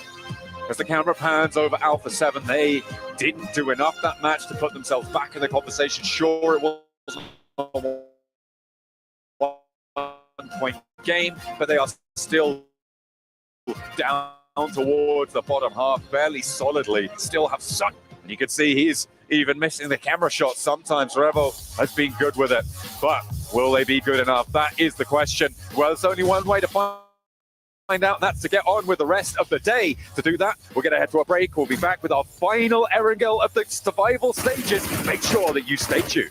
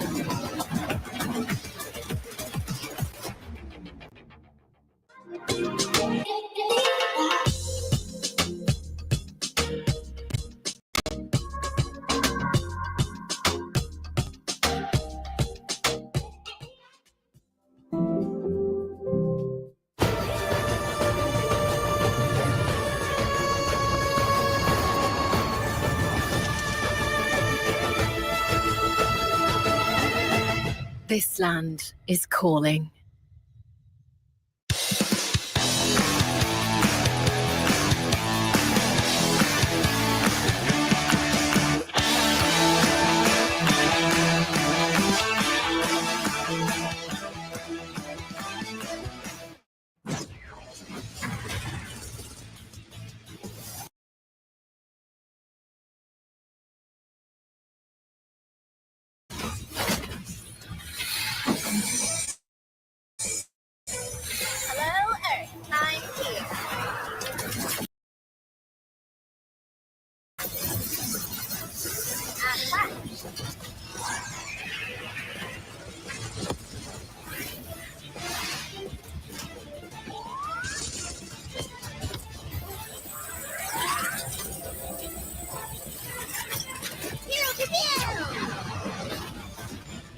Pulsar Legionnaire available now. First outfit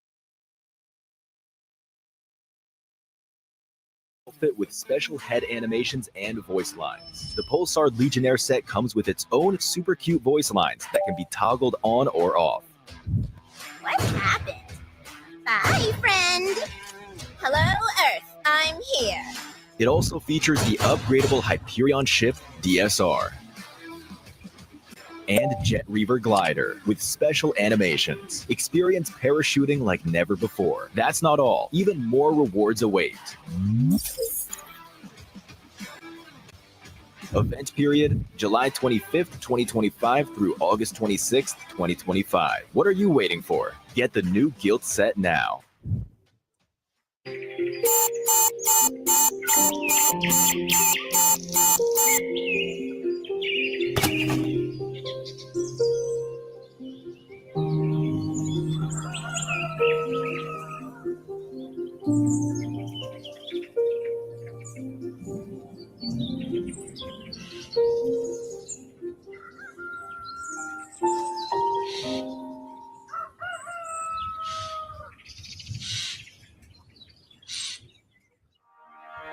Well, it felt very calm in that compound for Nongshim Red Forces. They were sleeping, waiting for the rest of the lobby to come to them. And they do what Korea does best. They sit in that compound. They're able to get the victory. Good stuff for them here on Erangel, near the chopsticks, near Gatka, doing the business. We've got 7, as well as Neptura to talk about this one. Neptura, this was Nongshim doing what they do great, which is waiting for the rest of the lobby to come their way and capitalize on it. Sometimes that's all you need to do. Yeah. It really is. Why do anything different? If it ain't broke, don't fix it. That's the saying. And I think they adhered to that really, really well. I will say they would not have won if it wasn't for those incredible roof angles, because that initial nade coming in over to Yangon behind the Bale was amazing. And that just turned the tide completely, because Yangon, I still think, could have done something with that, right? They were trying to be maneuverable, trying to be mobile, but that one nade just was like, okay, game over. So a very, very nice sort of end game for them. And 7 eliminations is actually a little bit more than I thought they got, but 17 points, it's a good win. Good stuff. But Yangon could have had 100 smokes. But the fact that Nongshim Red Force had like 400, 556, as well as all that Util 7, it was going to be very difficult for them to make any transition. Yeah, for Nongshim, I mean, they had nades. And for Yangon, too, they've been fighting 2 different teams at that point. So they really didn't have that much left. On top of that, just having to now rotate from the fight between, they were having Regnum Karya, Falcons, having to focus on Nongshim Red Force. It was just going to be a little bit too much for that squad. But I'm going to be looking here towards the bottom. I was actually a bit surprised about Hora overcommitting to a third party between Power and Influence Rage. That was a bit surprising for me, because I felt like they could have just taken their time and just paced it out a little bit longer. Instead, they just saw a fight, they saw an opportunity, they went for it, and it ends up backfiring. Let's take a look at some of the highlights from this game as well. A lot really focused on these compounds, as well as the chopsticks and how this all does go down. Because realistically speaking, Neptura, this is such an open area. If you don't have one of these compounds, if you don't have a chopstick to live in for a while and then get a 3rd or a 4th place, it's going to be hard for everyone else. That's just the name of the game when it comes to these field zones, isn't it, though? I mean, I think some teams are more used to playing them than others, Falcons being one of them, but they did opt for the chopsticks.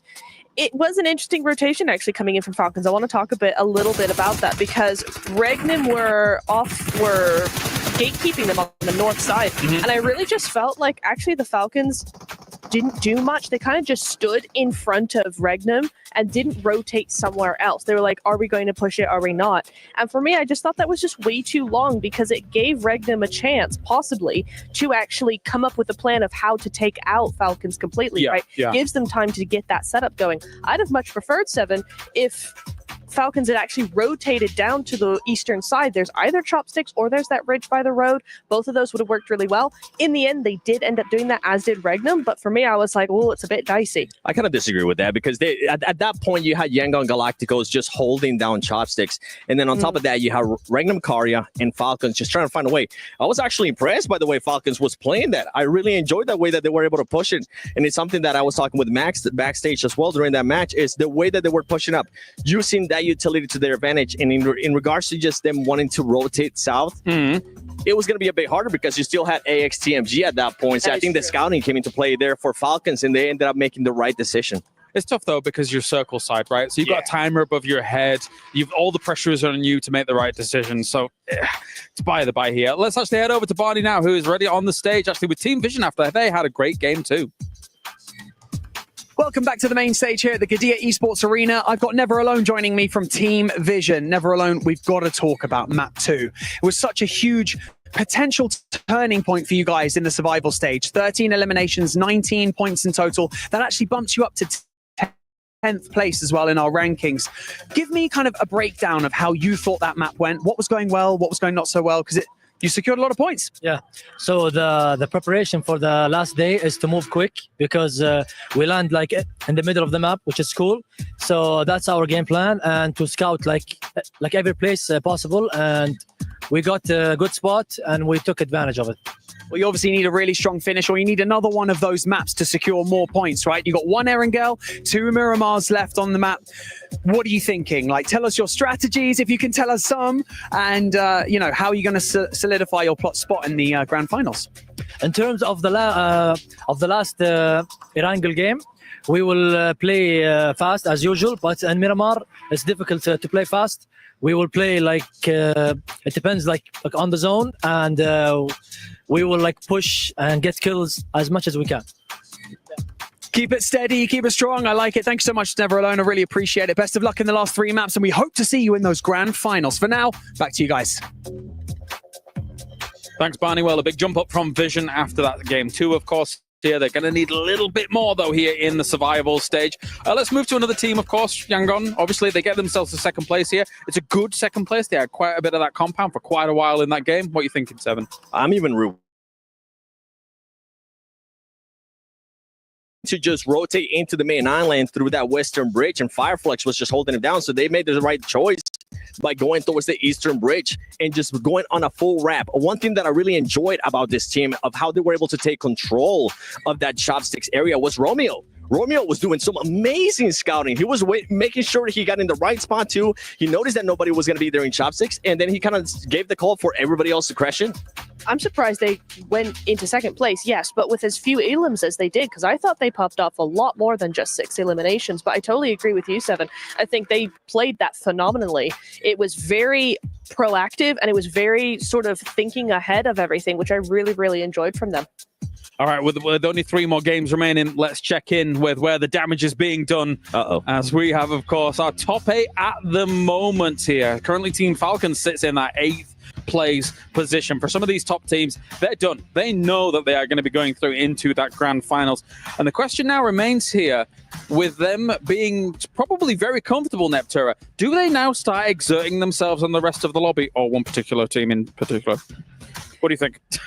On the Miramar, yes. You think so? Just on the Miramar? On the Miramar. I with as close as these points are, I would be a little bit scared of doing anything drastic in the last Erangel. I want one more good game before I start doing anything crazy. Fair.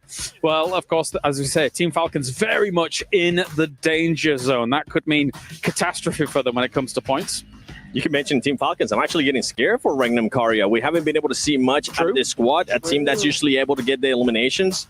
Only currently, I mean, you can see the eliminations are there. It just comes down to those placement points, and it kind of comes down to what we saw in the last match. They were just being a bit too passive. It's not the Regnum Karia that I'm used to seeing. It does feel for me when I look at those points, probably top 5, as long as nothing catastrophic occurs, should be safe. So maybe going into these next 3 games, there might be 3 positions open here as we take a look on further down. Alpha 7 moves up 1 place during all of this, but it's looking dicey here, Neptura, for these teams.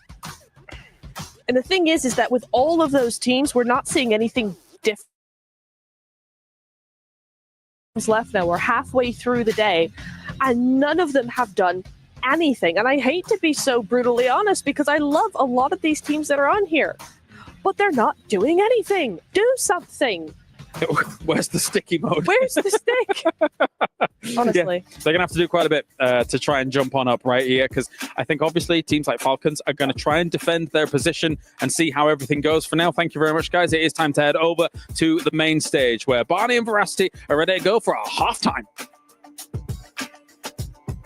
Veracity. Okay.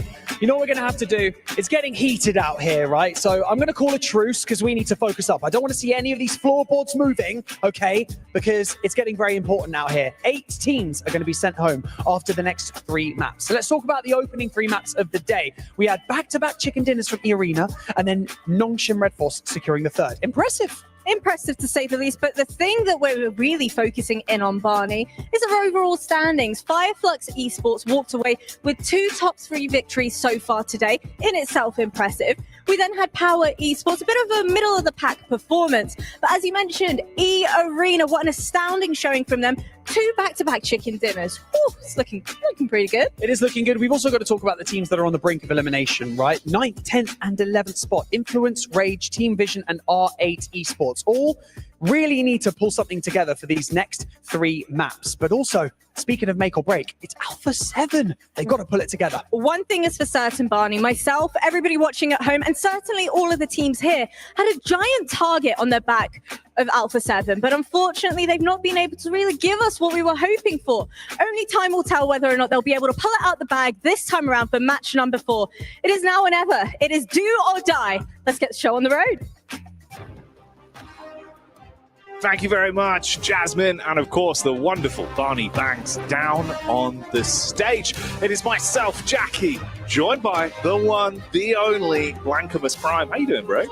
It's me, Blancamus Prime. I'm in my prime time here to watch these players shine. That's a rhyme. Yeah, we're on the grind. And there will need to be some point-based crimes out there on the battleground today, of course, as we are getting close towards the curtain call for the survival stage. And man, it has been intense already today. We've seen some players that look incredibly frustrated, some squads that are looking to excel, and it all really comes down to these final 3 games of day 2 of the survival stage here live from Riyadh, Saudi Arabia. Yeah, there's a perfect metaphor right there for the Falcons as well. It's like the 3 players, and Ralph, Redux, and Koa, they're all playing the game on the phone. Not Valo. He's knocked. Yeah. Specking. The Observer. They've got to fix that. Yeah. I think he does give his life for the cause a lot of times, though. So yeah, that's fair. Yeah. That's fair. And hey, look, he's practicing, though. It's been a better kind of day of it, you know. It has been a better day. But like we say, mate, obviously it all really comes down to this. Other teams do have the possibility to lap you. We've seen certainly the bar rising inside of this lobby. 16 teams going in, only 8 will make it out.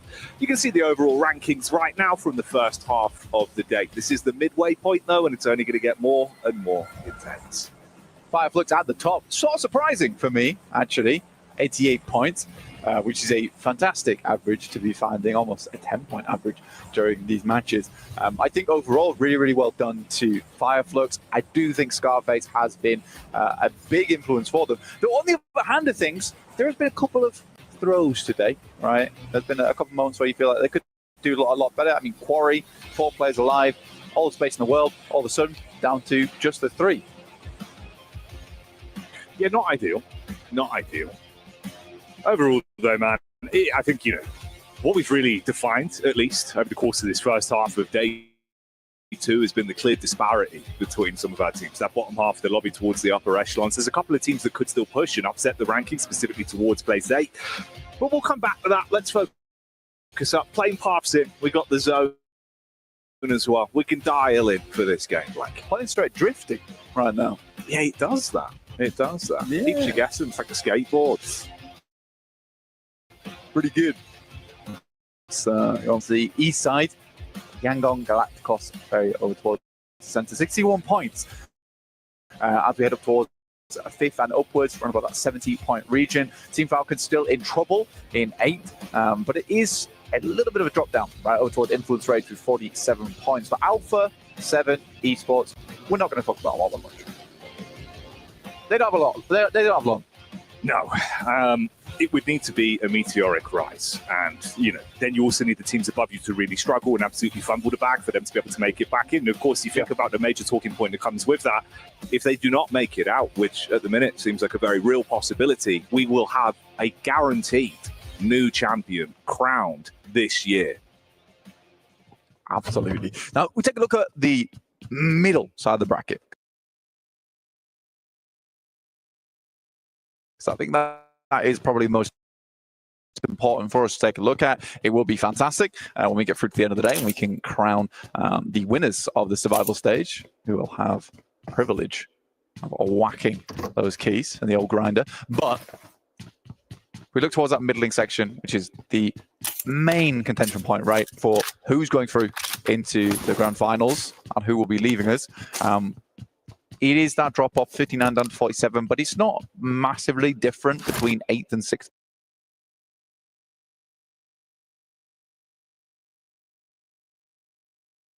place, 61 down to 59. It's not crazy. I think for Fireflux, it will be very hard to knock them off their podium.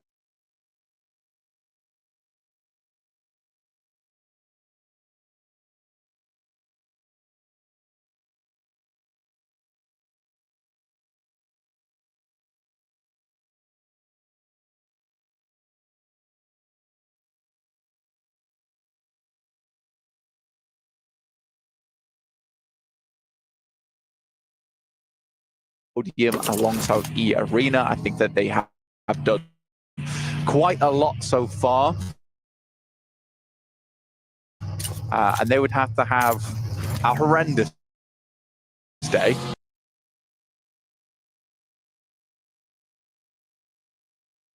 to finish things off, as well as an incredible pursuit from the teams behind. Yeah. It's been classic power as well, where it feels like the minute they're in the survival stage, that true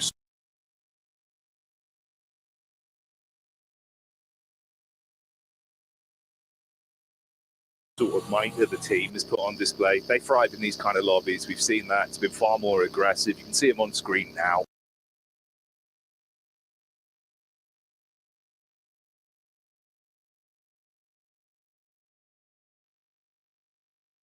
The talent on this team, it feels like Easy's been really impressive.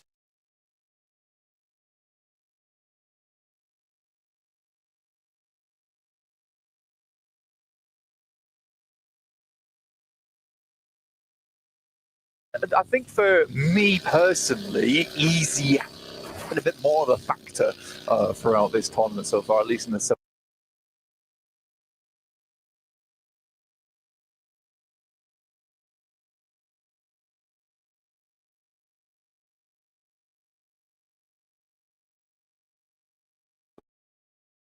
survival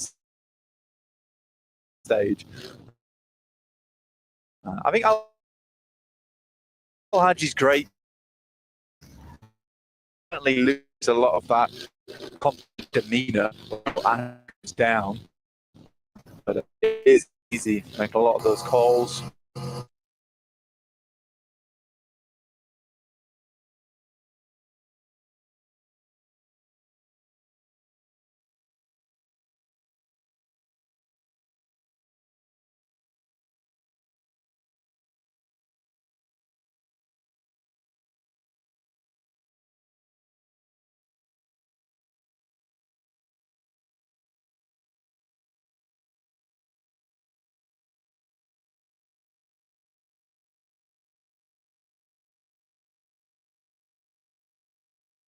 He's the one who seems the most animated when it comes to watching them over on their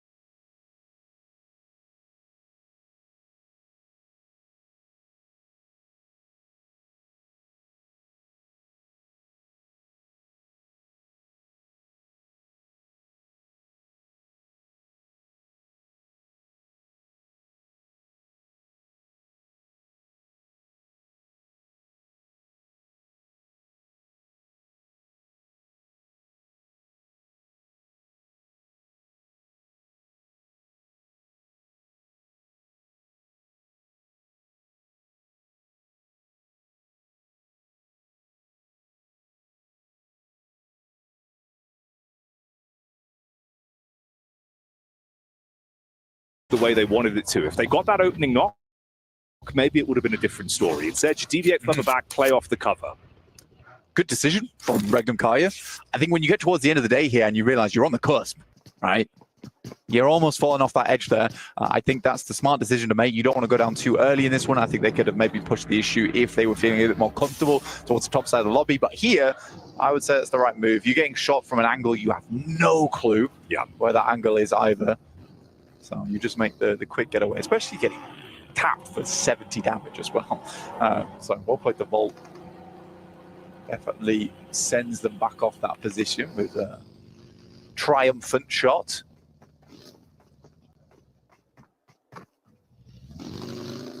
This is where those more influential decisions of knowing when to call it quits on a fight as well is really going to come in the early game. You'll see the difference in decision making for all these teams. You know, Nongshin Red Force again there, they catch whiff of power immediately. You do not want to run the risk of not being able to really keep accruing points inside of this matchup with the last few games of the day. So just bail out on it early.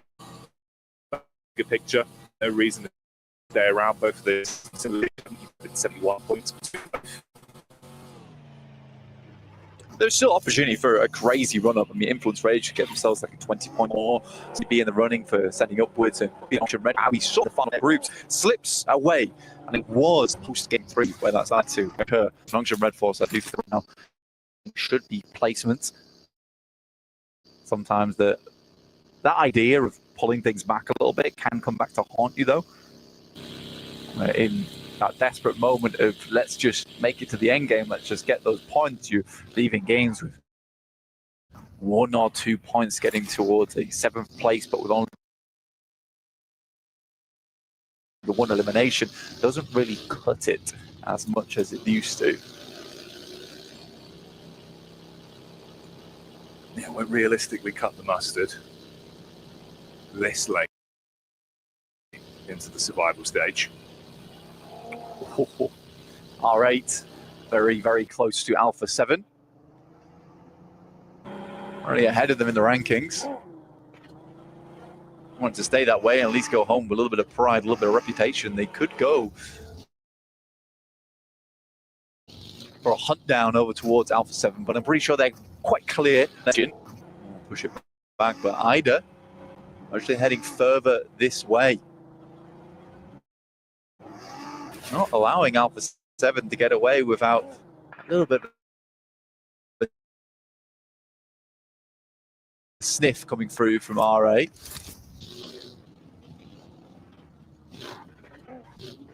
There's a quick pit stop. Of course, they can move off on this one. Again, these opening moments is going to be a little bit more timid. I want to run those risks of going down early, so no overcommit. Get the Falcons POV as well. The team that currently is in 8th place. But of course, like we've alluded to, it's not that different. The points above and below could be lapped. They've got to play consistent from this point forward still.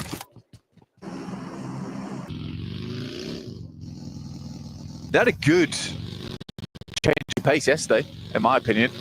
Towards the end of the day, making much more aggressive rotations. I was a bit disappointed earlier today, looking at the Sandhawk. Up until the moment when they made a pretty bold rotate through. I wish those closer to those areas earlier in the game, but they are being much more confident to make those plays. Now, I'm hoping that now you're getting closer and closer and you see that finish line on the horizon. That doesn't worry them too much. Right now, they are passing by Nongshan Red Force, at least the back line of them. Kino Troop not too far behind either. You got an intense game over towards that south side, as you saw, and we head over towards the eastern area of the map.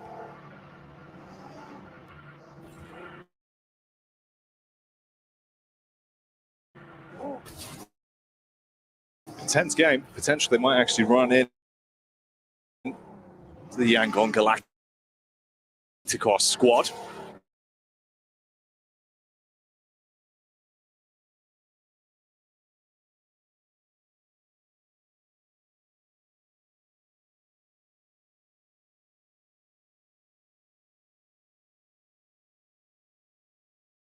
My only issue with Yangon Galacticos is just the variance inability. Right, there's multiple times where we've seen them either get like a massive game or go out fairly quickly with not much more than the whimper. And I think that's my issue with Yangon Galacticos, is not quite consistent enough for me. Where it's even now. But you're right in the sense that there is potential there, right? The ceiling on that team's quite high.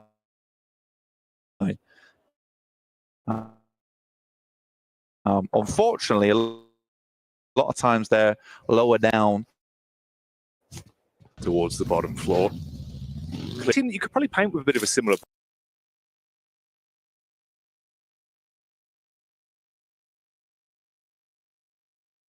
Obviously, they've been really warming up again as well. Tied right now, 71 points between them and Nongshin Red Force. That's been good. Oh, yeah. I think we had like a lot of, in fact, I think most of the teams that went through to the finals absolutely deserved it. I do think, obviously, the big question marks for a lot of people were Falcons and Alpha 7, but I personally don't think they played well enough in those group stages to even have a chance to get towards those grand finals, personally. I think both teams absolutely do belong here in the survival stage to reprove their worth. If anything, I think Falcons are almost appreciative of the extra time they get to figure out what their playstyle is going to be going forward. We even heard Revo talk about saying that, you know, something's got to change. Something has to change. We've got to figure it out. For Falcons, there are clear areas that could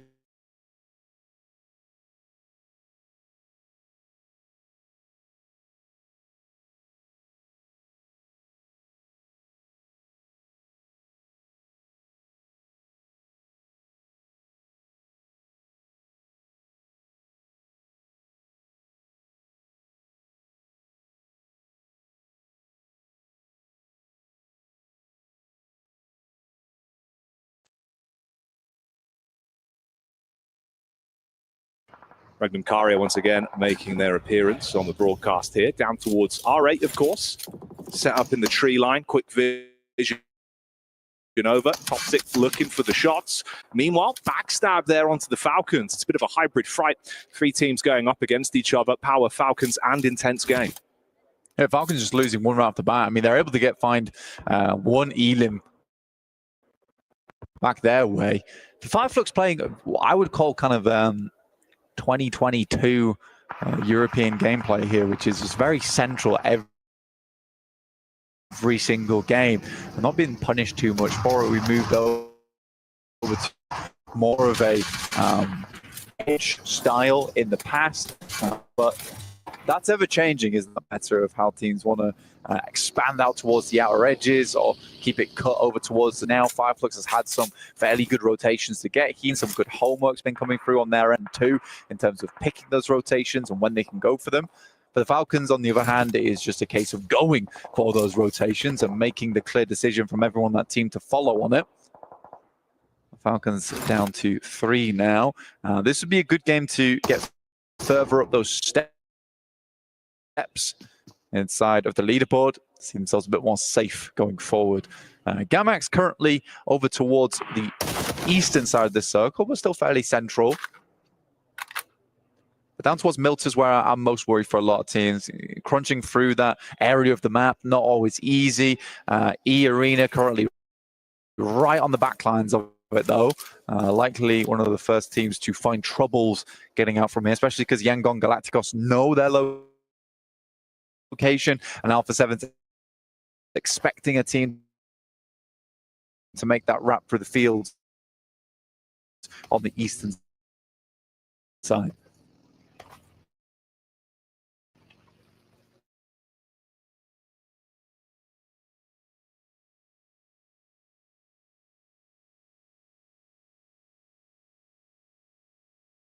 Seeing if he can spot them out.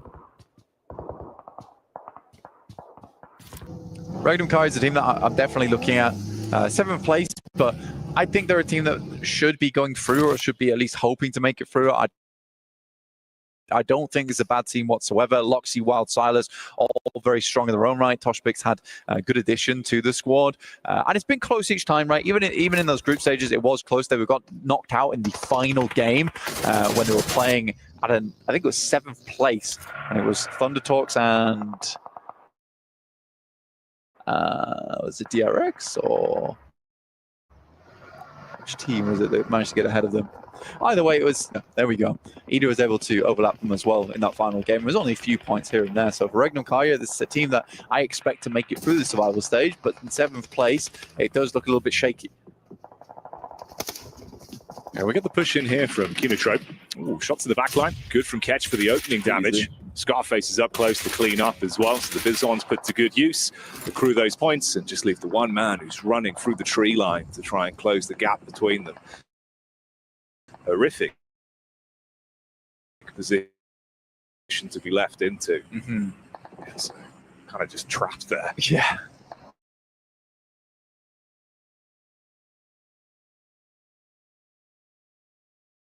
Having that notion of, I can't sit on the back lines anymore.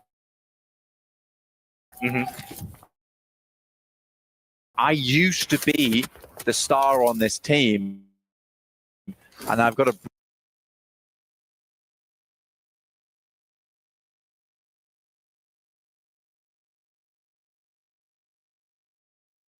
bring that energy back again. I think he has been doing very well to support Scarface here. I think right now they're the 2 highest damage players in this lobby.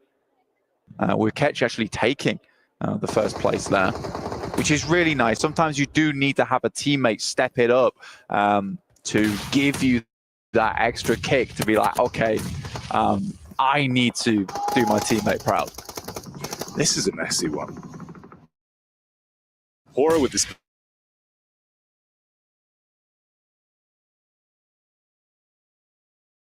there. Nade's being to either one of the teams. Smoke to play with, tucked in. Sleepy looking to try and engage from this, but quick peek from Marcelo over the top of the smoke. And he's able to grab that one. No fear going down to the follow-up nade as well, so it's really looking rough for Hora. And in come Noxian Red Force, able to dive on top of this. Doc C now. Going to see what he can steal away. The nade could be absolutely massive as well. Close quarters engagement on this one into the back, it detonates, and Vision are being blinded by the shrapnel. Oh, this is Doc C on the top side will find one with a very clean spray down. Using the UMP here, now just Volt remaining sensibly the best player on this squad. Looking to finish off Horror at least. God, some such problems in the past. And it's not a fun area to play that's around shelter. A lot of these that sit around, which is the most knowledge.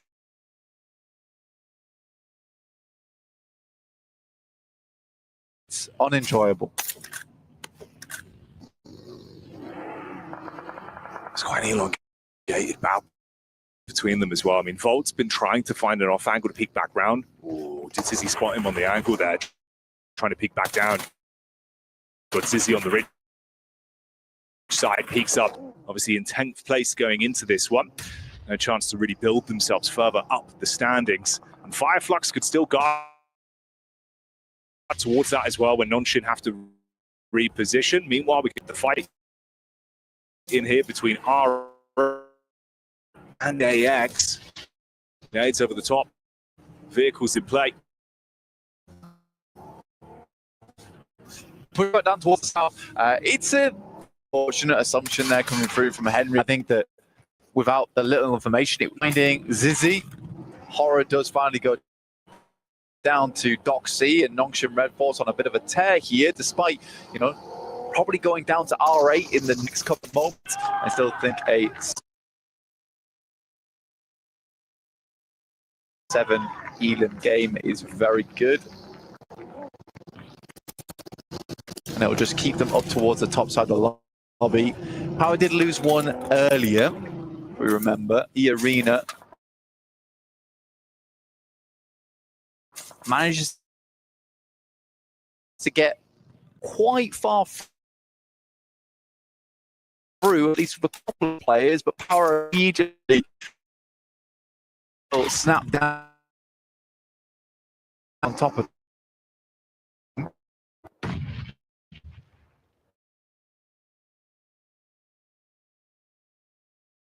to snatch away some of those points. Even Revo chiming in. So Alpha 7 from the side, spotting an opportunity and looking to try and seize onto it. Romero, this is absolutely horrific. Has to jump into the hovercraft, try and top himself back up and look for some sort of getaway. Romer's in a the side seating, and he will get popped out of there, and it will be over as Power picks up a couple more eliminations on their high ground position, which is very nice down towards the south side, and they can kind of cull a lot of the teams on the south. Alpha 7 playing this a lot of action over towards that north side as RA slowly works their way down. Influence Rage did take a knock, so there is information there for them, and AX could get involved. They know roughly where these players are. In comes R8 though, and Influence Rage need to respond, but players are nowhere nearby to help out at this Wizard Tower. Mark goes in, finds one. Diego left and uncomfortable 1v3. Right in. That is the limit for that one. And dispatches both of them. And like you said, there's no real room to trade off with one another as well, with how fragmented Influence Rage was. And with the majority of the teams that are going down being top heavy in the standings, this is opening up opportunities for a squad like R8 to keep building from this one. So being able to at least find what they need in the moment. But Ida from the sideline gets hit by AX that are pushing onto it. Laura's in as well, taking a face now with their attention turned. The bonnet of Arian. That's going to connect back onto R8. Yeah, at least like that from AX, who saw the fight happening. Let's have made their first place spot, currently running with 93 points to 79 from E Arena on this game. Gamax Judo finding Carrillo. This is happening multiple times. Gamax are able to find the shots over to Alpha 7, a proper nemesis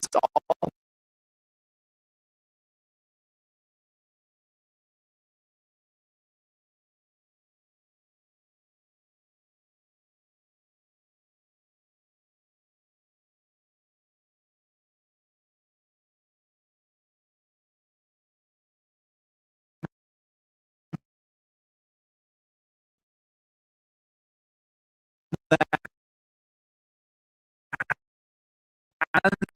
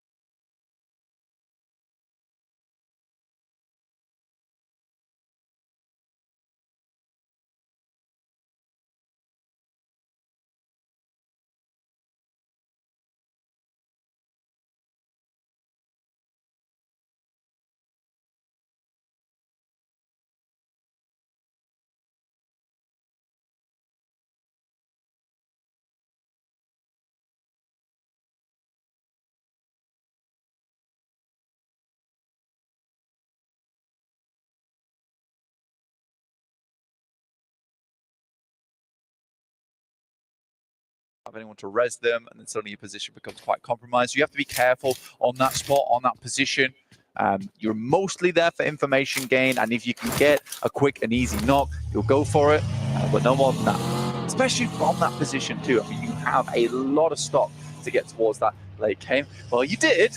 You really, really did, until this circle comes into play, which is hellish over towards that north side. A massive hard shift over this way. Many teams left in the lurch on that south side. AX having to get a move on, as do Regnum Kaya. Falcons and A7 actually coming out looking very, very good off the back of this one, smelling like roses.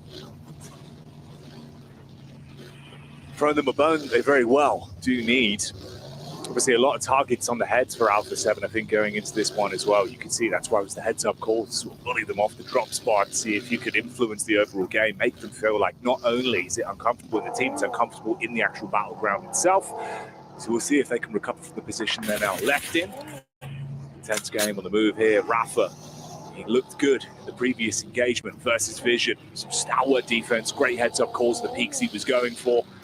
Kari, a bit of a different beast though. They drive by, they both take vision onto one another, they pull up towards the compound, looking to keep their heads down, not run the risk of getting into a fight that is uncomfortable for them. Yeah, look, they know that they just escaped a scenario with Rafa, the triple tapper, managing to get into some cover, playing around concrete. It's a good position. It's forward as well, over towards where Horror is currently playing as they make that rotate from earlier on. Yangon, AX, as well as R8, very late to this one, but I think they realize that and they can't really afford to make that quick ramp. A lot of teams were a little bit close to this one, especially when you're going through that Picado Ridge side as well. You are funneling teams over towards Monte Nuevo and San Martin. It's not comfortable. Power, though, in position. A nasty nade threaded through. Al Haji has been on the money with these nades. Ooh, backstab, though. Set up from Padrino. He's able to hit that one heavy. Al Haji down. Adrian as well, pushing in close. Missed shot on the first peek through the doorway. Back up in there. Ragnar with the DVS. Withstands the push. Nade in. Danger close. Forced to heal up now and play off one another.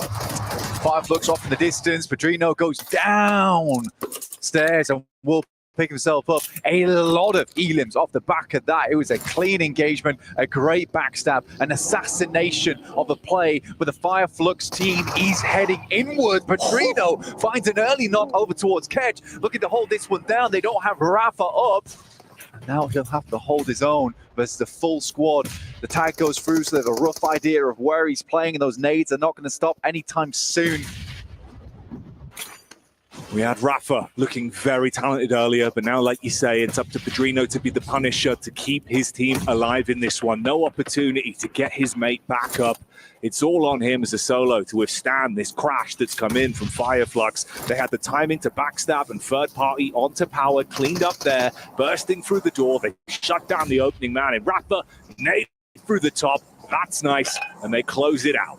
Fireflux won't lose a single member off the back of that one, getting 4 points, so succeeding where power failed and cementing back towards that first place position. Gamax holding off versus Influence Rage.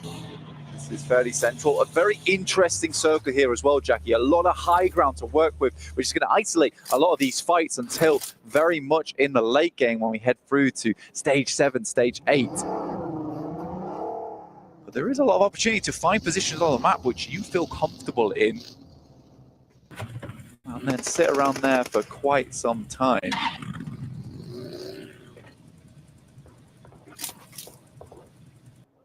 Laser focus from the Gamax squad. You can see the comms there coming out. Vahita talking to the team. It's Regnum Karia just down towards the bridge side as well on the hill there, listening out, seeing if an opportunity will be presented from this. Yeah. It's not a bad spot either towards this ditch. Having 4 vehicles is a massive boon to them. What they can do with this one as well is stay out of sight, out of mind, but be extremely central as well. So they can make the decision on the next circle of where they'd want to go. It should keep them in. It's just in terms of positioning. And this is very much just a pause on their gameplay. And they'll listen to the sweet pause beats whilst the rest of these teams have a roam around.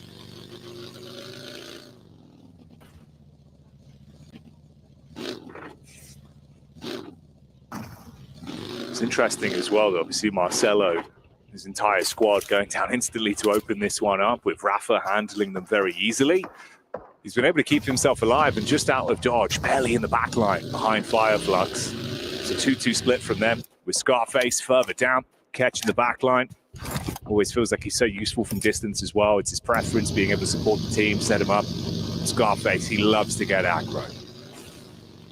It's kind of funny, right, in the way that that's happened, where Scarface in the past has been absolutely the long-range specialist for the team, but we're seeing a lot more where Scarface is moving over towards that front line and catches, playing the back line for them. So it's a complete role reversal into this one. But it's also nice to see that they're comfortable to switch those roles frequently, because that does hamper you. Because you lose Scarface, what are you going to do? Yeah. Suddenly you lose a long-range player. So having both your main fraggers on that team be interchangeable, that's an indispensable characteristic for a squad. Yeah, having that level of dynamic gameplay that can keep squads guessing gives you the extra oomph you need, especially in these kind of lobbies that are global like this. Can't afford to be one note in reality. Much prefer that double quaver, quick off the beat. That's not going to be the case for a lot of teams here. It's going to be a slow rollout. Circle doesn't really confirm onto anything too drastic here. Still that high ground towards that south side is open. The ditch that Regnum Kai is playing is nice. Quite a few open areas in terms of the rows that cut through here. In the meantime, AX has taken a knock. That's potentially from R8, who are watching the overlook here on that northeast side. You can hear there is plenty of fighting. And is that Regnum Kaya losing player? No, finding shots over towards Kinotrope. A lot of the players from Kinotrope who made a big old dash over their way with little to no information either. Yeah, went for a bit of a stab in the dark and ran straight into Regnum Kara, that of course have been playing for this latest setup.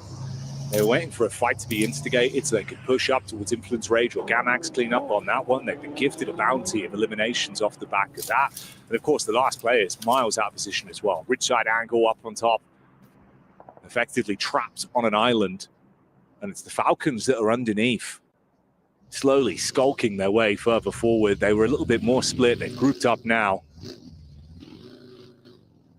Finale could be a bit of an issue for them, though. He's hidden. Closed off, squared away. See if he opts to take shots. In come Nongshin Red Force versus Fireflux, and there's one. Narvalo, I think he took 2 shots there. Should be down? No? Yeah. So Narvalo once again goes back to a spectating position. Falcons play on with 3. Tell me if you haven't heard that before, but I need to stop beating that horse at this point. It was the quick crash in as well from Nonching Red Force. Obviously, that's worked out relatively easily for them. So the duo from Fireflux that were further ahead have been caught there. Oh, even Catch just barely getting away. Sliver of health as he'll try and duck down. Bullets whizzing over the top, offering up a short back and side. It's a free haircut, but he's still breathing for now. We'll drop some smoke. He's very exposed. Fireflux, not ideal. Right? Nongshin Red Force, they saw an opportunity and did absolutely go for it. Fireflux was a little bit slow across the road there. Nongshin Red Force took a couple of knocks, but it was a 4v2 advantage. A pretty easy cleanup. But now, Valo, I think that there is an instance where if you know someone's up there, you kind of want to send another player with him. You imagine that scout there was for that reasoning. They know a player's in the vicinity as well, so you did get somewhat of a scout coming through. Alpha 7 playing on this north side and playing very, very slow, waiting for these next circles to come through. And I think the reason because of that is there is so many points of interest around this map that you can see here. I mean, you've got the ruined town up towards that north side for Alpha 7. You've got this big overlook coming here where we're watching Falcons play down towards the south side, and then that real intense area over towards that eastern side, which is just filled with teams because the ridge sides that are available and the little space that you want to cut through on this central circle because of this road and valley. So you are closing a lot of teams together on this eastern side, and that's only going to happen a little bit more as this next circle hits us over towards the east.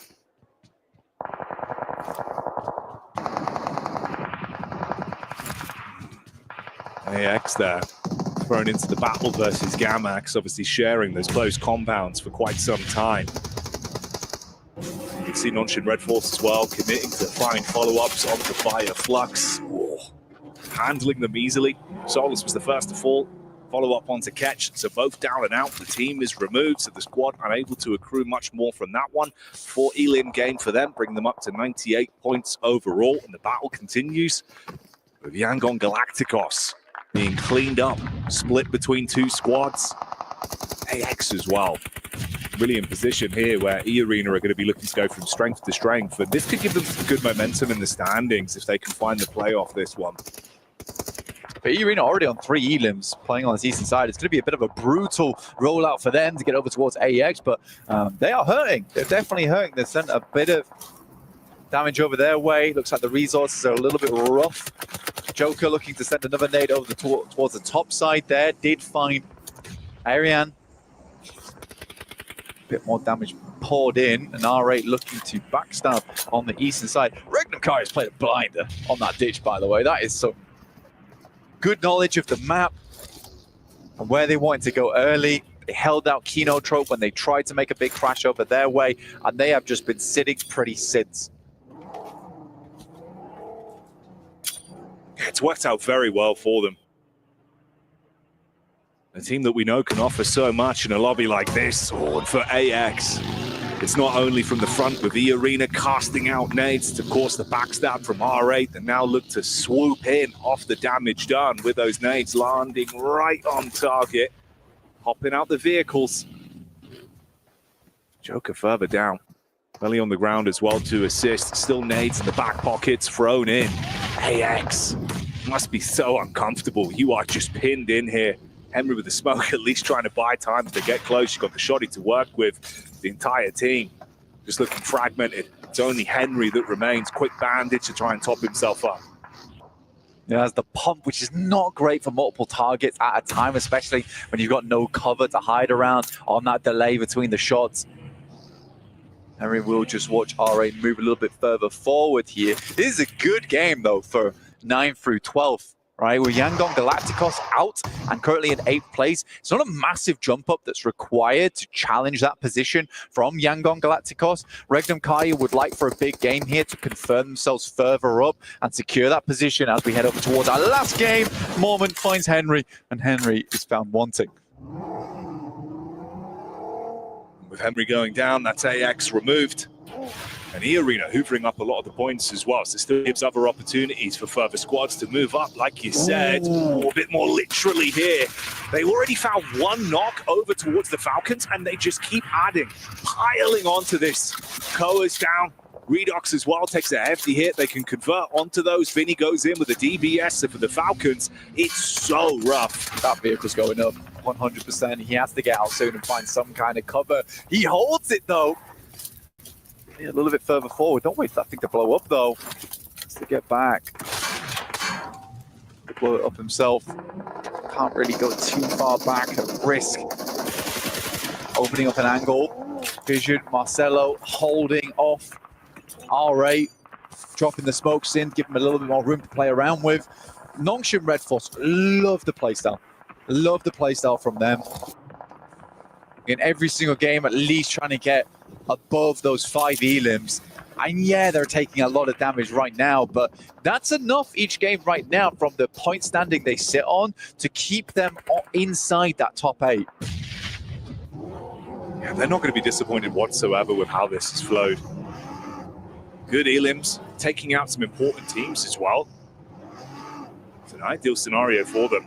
Hello, Marcelo, as well. The fact, obviously, he's still alive with Vision going down in, like, literally the opening 5 since this game. And even being able to fully commit onto one of the R8 players, dip out like a bandit, make it off to the loot crate and set himself back up for potentially something a little bit later. Meanwhile, the battle continues with Hora diving in onto Alpha 7. Squashed from the side, slapped upside the head. Nonshin finished off in the end there by Regnum Karia. Korea realizing there's no opportunity for that one. He's got to jump back in the vehicle, try and create space between. But it is rough. Again, I mean, Sleepy just finding the prime target on it. It's such a slow game from Alpha 7. It is so different from what we're used to. It's a nice nade, but not quite close enough. Willow drop him down to 10% there.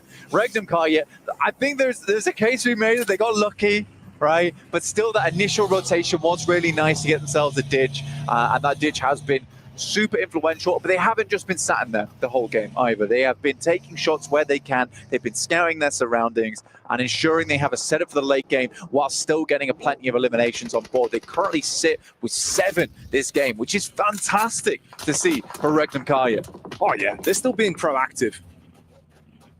And you can feel that shift in the standings. See how far they can go with this one. Good positioning. Great crosshair placement as well. Prestige for the Rid side, peeking back down onto Alpha 7. This is R8, triple threat of players that are still alive. Taking that peek down.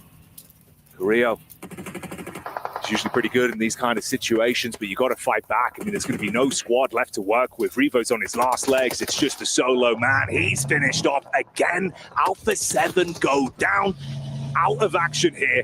No chance to find any points on the game blank. And that's pretty much it for Alpha 7. I think on this next match, there is pretty much no possibility. They need to get 27 points alone to get towards 60 points and challenge against some of these teams. And with that elimination on towards Carrillo, I think it's pretty certain the defending champions will not be going through to the finals. Absolutely insanity. You think about the form we saw from them last year, the way they played, the blood, the sweat and the tears. Every game, they put it all in. Nothing was left before the lobby. This time around, it's been a very different team, and it has not gone the way they needed. Survival stage. It has been just that, surviving for Alpha 7. And in these kind of situations, they just can't. Nothing left for them. Yeah, you're right. Last year, PMWC 2024, they were scraping, screaming, shouting towards victory.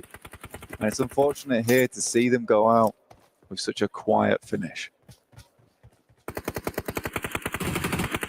Horror over towards our northwest side of this arena. Currently looking to push through R8, who have not had a terrible game here. Honestly, done very well to control that eastern side, but as soon as they tried to make an entrance over towards the west, Horror was quick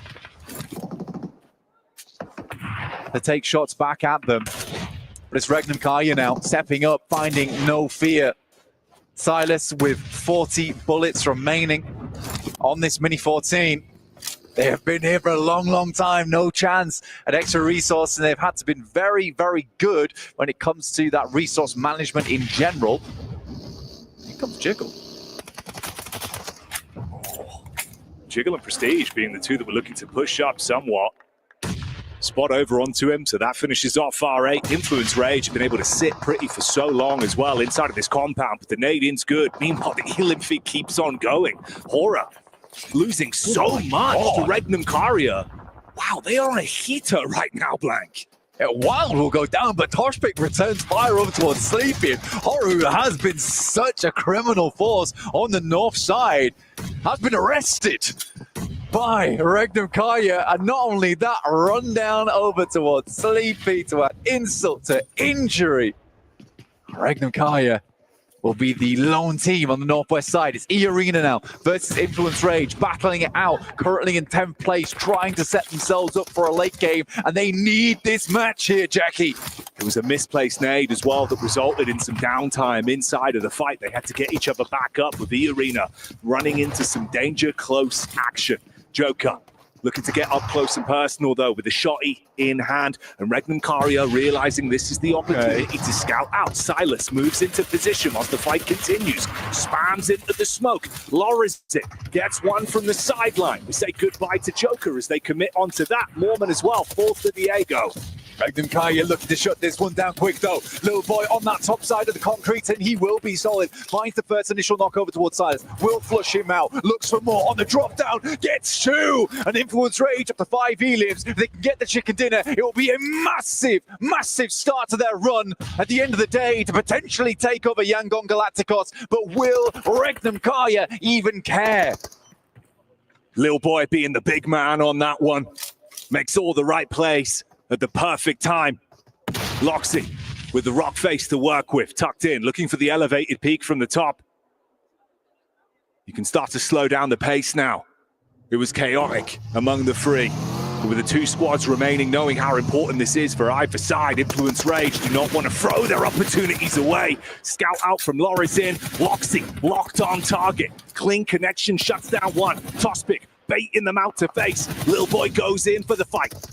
The nade, the only thing to keep them in this one. One sent out, Lil Boy extremely low, will be taken down. Diego on the backside, that's at least a nade to keep this one going. Wild walks up, and it will be an easy finish. From the ditch, they were down low, but they end up on high for Regnum Kaya, and that game will secure their position in the top 8. For Influence Rage, they were so close yet so far. Getting that 10 point in that game would have made their game so much easier going into our final match on Miramar. But they have much, much further to go now.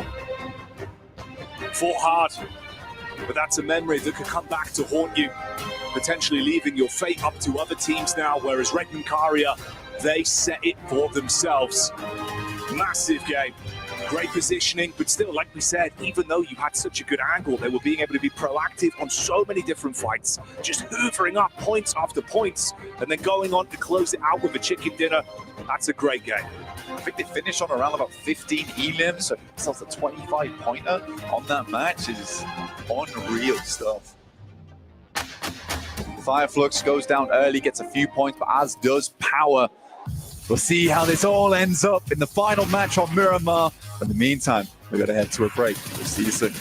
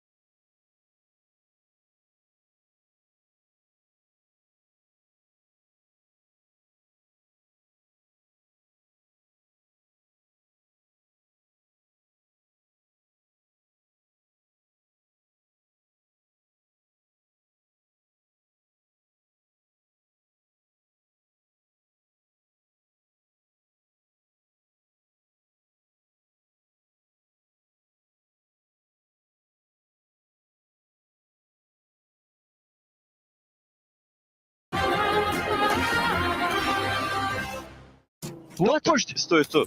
I'm nading him. Never him. Oh, no. He's on the left. Nate. Just nades. I don't have heals. Nading above. I'm nading more left. Down left, watch out. Down Someone left. behind us. They're pulling up behind us. No. Nice!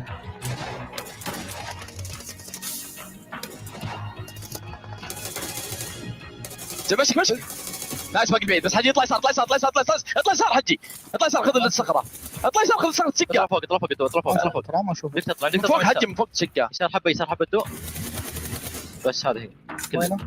شوفوا تشقه بس خلاص حجي يطلع نايس هي لا وحشه حجي واحد هاي سوي ايزي يدك عليك.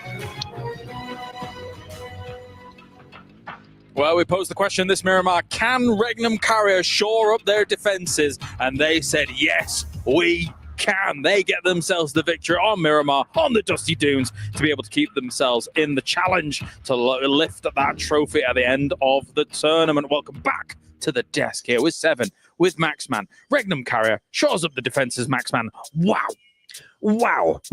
To be like, they just got center very early on and it just held down the 4. It was a pretty straightforward game for Regnum Carrier, which you have games like that. They kind of played the Korean way, just like central compound, we defend. This time it was a dip, though, a little bit different on that side, but very good to see them because they were like in the middle of the rankings for a big portion of today. That's going to, again, solidify their position in the grand finals. 24 points on board. Regnum Carrier, Silas, the dream is still alive. He can take home this PMWC trophy. Wow. I think with those 24 points, easily they're going to be going to the grand finals. As you mentioned, they were there towards the bottom. Now they're not going to have to worry about that. One team, though, that we saw something during that match, Hora Esports, as soon as they ended up eliminating one of the players from Alpha 7, they just fully sent for it. So yeah, Alpha 7, your chances are absolutely gone. A team that might actually have a chance here, though, Max, Influence Rage. They've turned it up, especially in Miramar. Oh, I thought Yeah, sorry, I'm just sighing because in 16th place it's Yangon Galacticos, and we could have almost seen Maxman's zipline of the day. It was this close. I thought they were going to drive it on the. I say zipline of the day. It would have been zipline of the year because nobody ever takes ziplines. No, only Amina called zipline plays, and it did not work out over there. I remember Marcelo had a really bad time. Yeah. But to go back on your point of Influence Rage, actually, they had a very central position, just like Regnum Carrier, right? Yep. But the defense they set up was really strong because they understood eastern side of the compound. We're just going to give it away. E-Arena, RA, all those teams want to take it. Doesn't matter. We'll hold on to the western side, which is closer to the center of the circle, and because of that, we can get a bunch of eliminations. Little Boy in particular stepped up big time. Well, of course, we have our head-to-head presented by the Saudi National Bank. It's Yangon Galacticos and Influence Rage, and for one more game here, 7, they have got to step up. The one thing that right now Influence Rage has going with them is that we are going to be going into Miramar. They're currently averaging, for the past 3 Miramars that we have played, including the 2 from yesterday, they've been averaging about a 3rd to 4th place finish. So that's impressive on its own. And for Young Galacticos, we did end up seeing a great rotation out of this team, pretty much just wrapping around Northwest. But then once they were able to get there on the position that they were getting to, they just ended up doing nothing. I thought they were maybe going to end up crashing Hora, maybe crashing on Alpha 7, but it seemed like they were just playing scared. They played the ridge south of the road, and they end up just giving so many angles to Hora, and I think there was also Alpha 7 at one point. They were very indecisive, and unfortunately because of that, they just get completely collapsed upon and can't do anything off the back of that. So it was a good rotate. Unfortunately, the later stage was just not as good as... Oh, actually, Regnum Carrier, 8.67 average. Elim, that is pretty high on Miramar. And on this one, for the top 5 teams from Miramar, I mean, you just heard me mention Influence Rage. Another one, R8. R8 is one of those teams that is also in the hunt for that top 8th place. So for us to be able to see them here, being able to average a lot of Ilims in the last match, they also you were mentioning this during that match to me, Max, how they were pretty much did the same rotation as Yangon Galacticos, but nothing ended up happening with them. They tried to be aggressive, but it ended up backfiring. Yeah, they really tried to go for a very similar rotation here. Didn't quite work out at the very end, though. Man, Yangon Galacticos getting a 0-point game here within 8th position. This is horrendous for Yangon Galacticos. I mean, 62 points, so it seems like the point threshold is going to be around 70.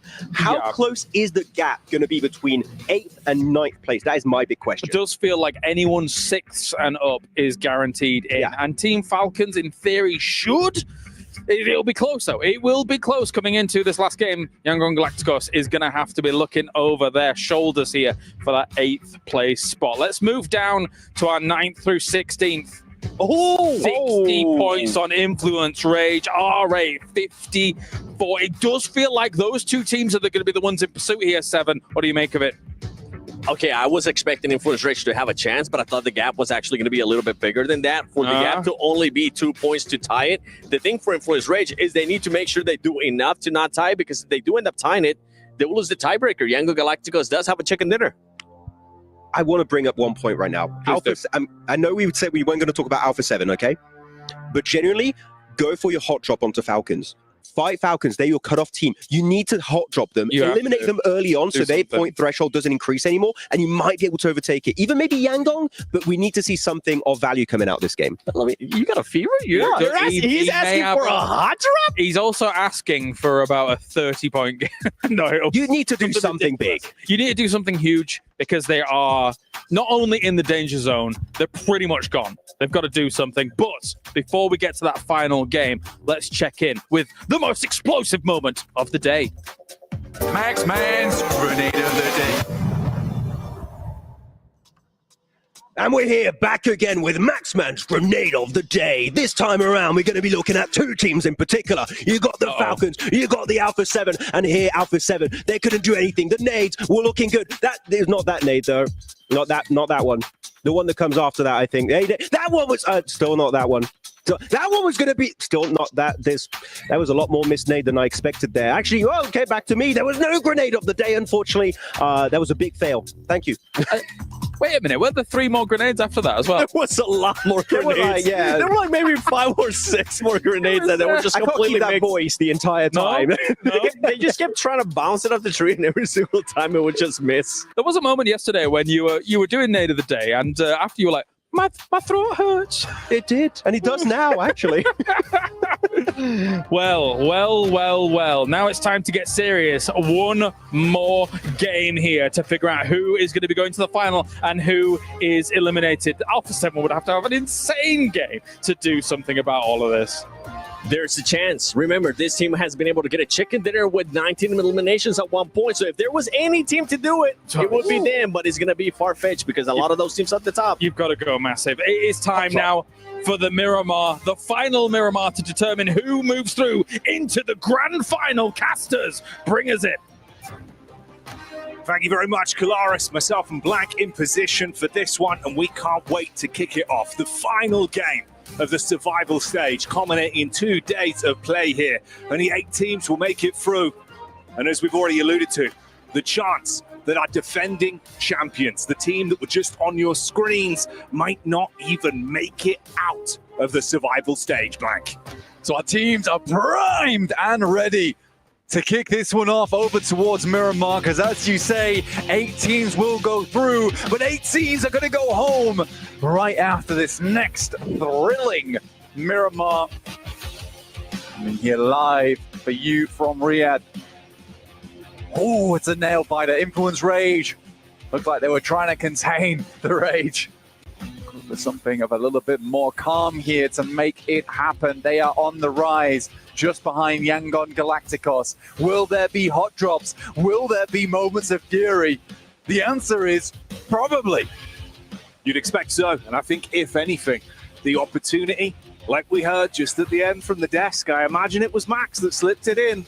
Hot drops. What are we going to see? Because for some teams, if you know that's it, if you know realistically your journey's over, maybe you try and throw a spanner in the works for some of our other squads, the potential heat that is going to be building on this one.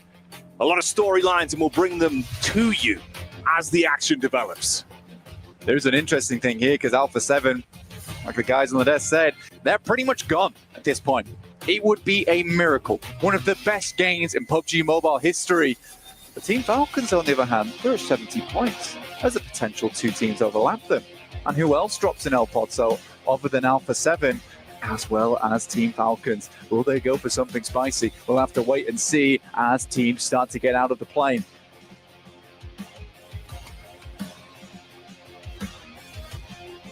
I'm curious, mate. whose keys are going to be loaded into that crusher. Look at it, menacing. Those keys will be turned to absolute mush. Bits of gold sprinkling all over the arena. If you do not withstand the might at the survival stage, that is where your organization's key will end up.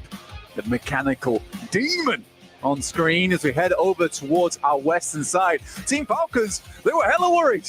They went right down towards the south side of the map. Alpha 7 thought, no way.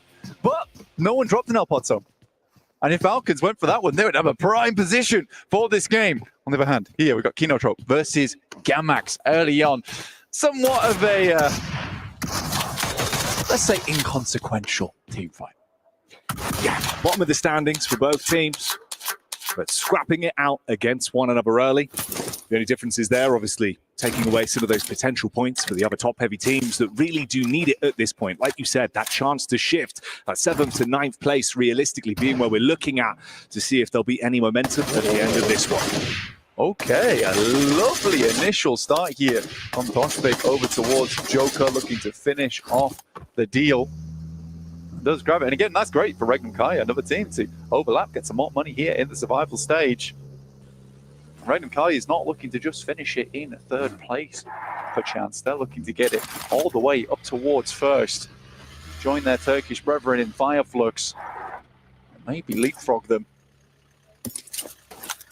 Right now, teams scattered across the map. Just like that gold dust you were talking about earlier, Jackie, will be scattered across the room. We've got teams over towards the eastern side lining that circle as they're going to be moving over towards the western side around El Pozo. I'd love for an urban finish here to finish things out at the survival stage here at PMWC.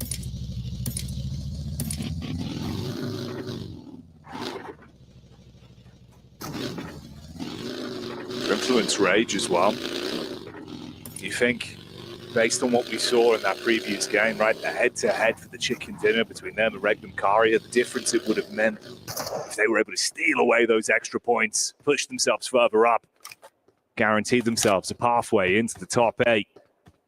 Now it's all coming down to this one last game to do just that.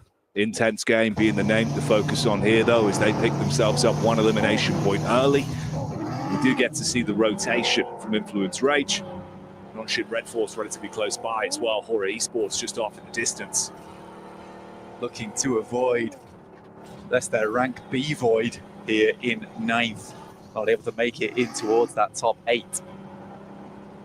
Non-ship Red Force is a dangerous team. They've displayed themselves as an aggressive team as well. Scrapping, furious. Influence Rage, as angry as they are as a team, not comfortable taking them to task. There's the Falcons, not in their natural habitat within the cave.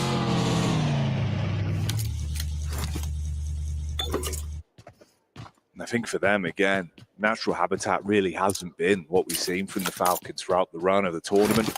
Yes, day one of the survival stage, they were able to float through with a lot of good periphery finishes, with quite a slower passive day of it, playing for placements. They played with that tempo a little bit more in the course of today. It's not always looked super pretty for them, though, and again, you can see the nerves are certainly there. Looking for a later game finish on this one. Didn't want to run any risks of Fing being uncomfortable on the drop, while they're so much further down. A lot of circumvention here, honestly, from a fair few of our squads that were worried about it. Remember, there's 8 teams with almost reckless abandon going into this final match, realizing that their chances are dashed in this final game of Miramar. There's only a few that can make that gargantuan leap to get towards that top 8. And we're looking 11th downwards, not really having that chance for Team Vision. There's potential, but losing Volt, who has been the spark on the team, to charge them, allow them to play at their best. Him going down as early as he did, it does not bode well for them, and the circuitry within that team might just be fried. I think that short circuit actually came in the previous game as well, where Never Alone had the opportunity to absolutely clean house early on into that matchup. But you remember the Wrath from Rafa completely fragmented the squad, just left Marcelo in a horrific position towards the end, trying to barely scrape away any points. Just that one elim over towards R8. Could have been a different story, but of course, that's up to you. Nothing is granted, everything is gained. And on that one, it wasn't really that much of a gainer for them. But Yangon Galacticos, we've taken a look at them a couple of times here, but they are in the terrifying position of 8th place. Never comfortable to be there. The Falcons were able to get a few more points on board today. I think they've done pretty well, taking more risks when they should do. 70 points. There is that big step down, though. Right, there's a chance that Yangon Galacticos can get over towards that region, as can Influence Rage. And by no means are Team Falcons safe just yet, and they know it. I think this is a pivotal moment for Team Falcons. If they get in towards that grand finals, I think they'll feel a lot more comfortable in their play. Like we said, I think that they actually needed the practice here in survival stage. There's a lot of pressure riding on their shoulders. This would alleviate some of it.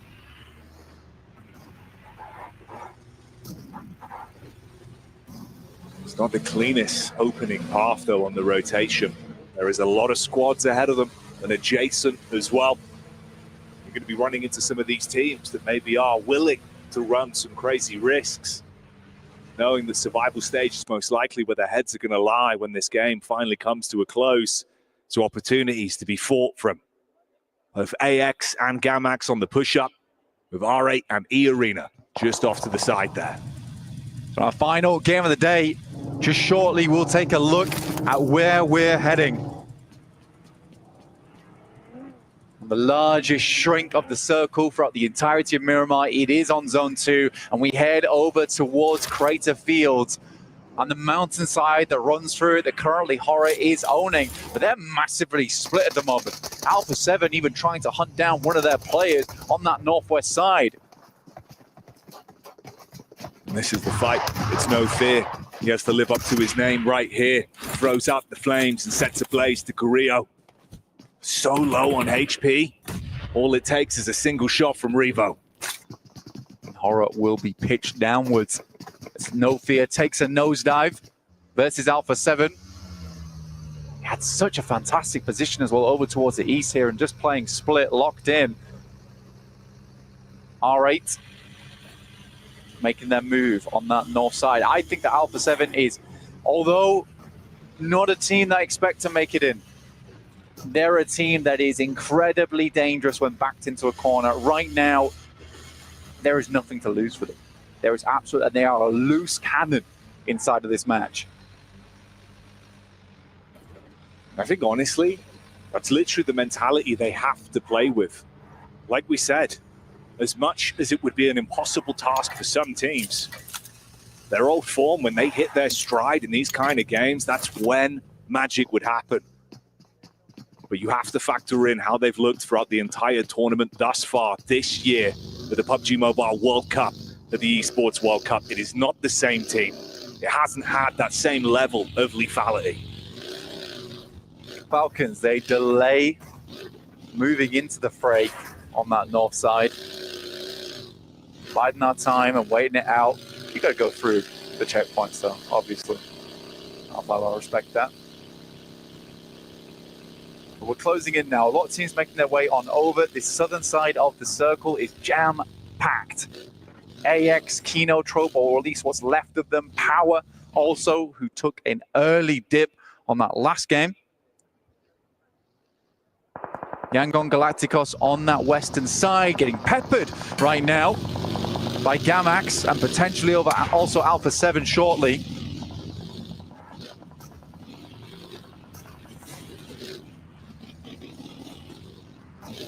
Gamax, they could afford to take some risks on this one. Alpha 7 not wanting to dilly-dally there, instead committing to their rotation and looking to get themselves into a better position rather than being caught up with a fight where they could be stabbed in the back by Gamax. The Arena taking hefty hits as well. And who else but Fireflux of course, currently in the top spot, position number 1 for them, and that's already another point found, 99 being their total off the back of that. Looking to cross the century in this match here. E-Arena pushed down to 2, and it's unlikely they'll push any further inside of this match here. 92 points. It's hard to make work. 11 minutes into the game and only 2 players on board right now. But an opportunity for Regnum Kai to pick themselves up a podium finish. And in come the Falcons. Finally making their way down. We get another circle shift and we're heading over towards the high ground on that eastern side. Nongshim Red Force already set up. Falcons have to go for something a little bit safer here as they pass through over towards the eastern side of the fields.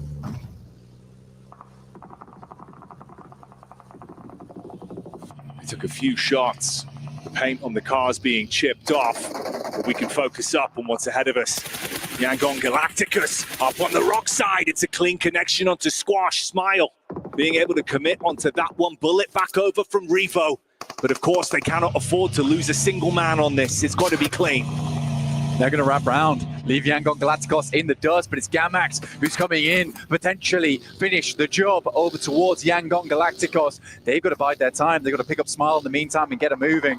And Gamax is only moments away.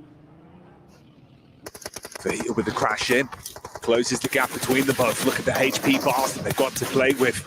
The sustainability isn't there. Fahita on a nice off angle, peering in, bullets into the back. Romeo takes a big burst of damage from that one. SayCloud needs a Nimbus right now to get out of dodge vision. Now we'll find Nalvalo on the first pick there. Not finished off just yet, but it's an intense game. They hit that nail, find that coffin. Yangon Galacticos, they want nothing to do with Gamax. They wrap round a similar angle to Alpha 7, watching off in the distance.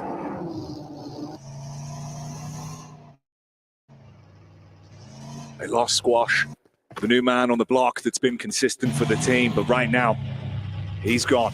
It's just down to the core 3 from Alpha 7. Fitting that it's the title holders themselves. Power Falcons. Similar situation with that last elim that came through from Fireflux. They just jumped into triple digits. Teams will have to bear down upon them and fast. Right now they're on the eastern side coming through from Hacienda, and it is open ground that they have to pass through. You can see players have been taking tags from their side. Easy, up close and personal with the Falcons playing inside the concretes. They have vehicles to work with. You can see the buggy. Only one wheel left to going.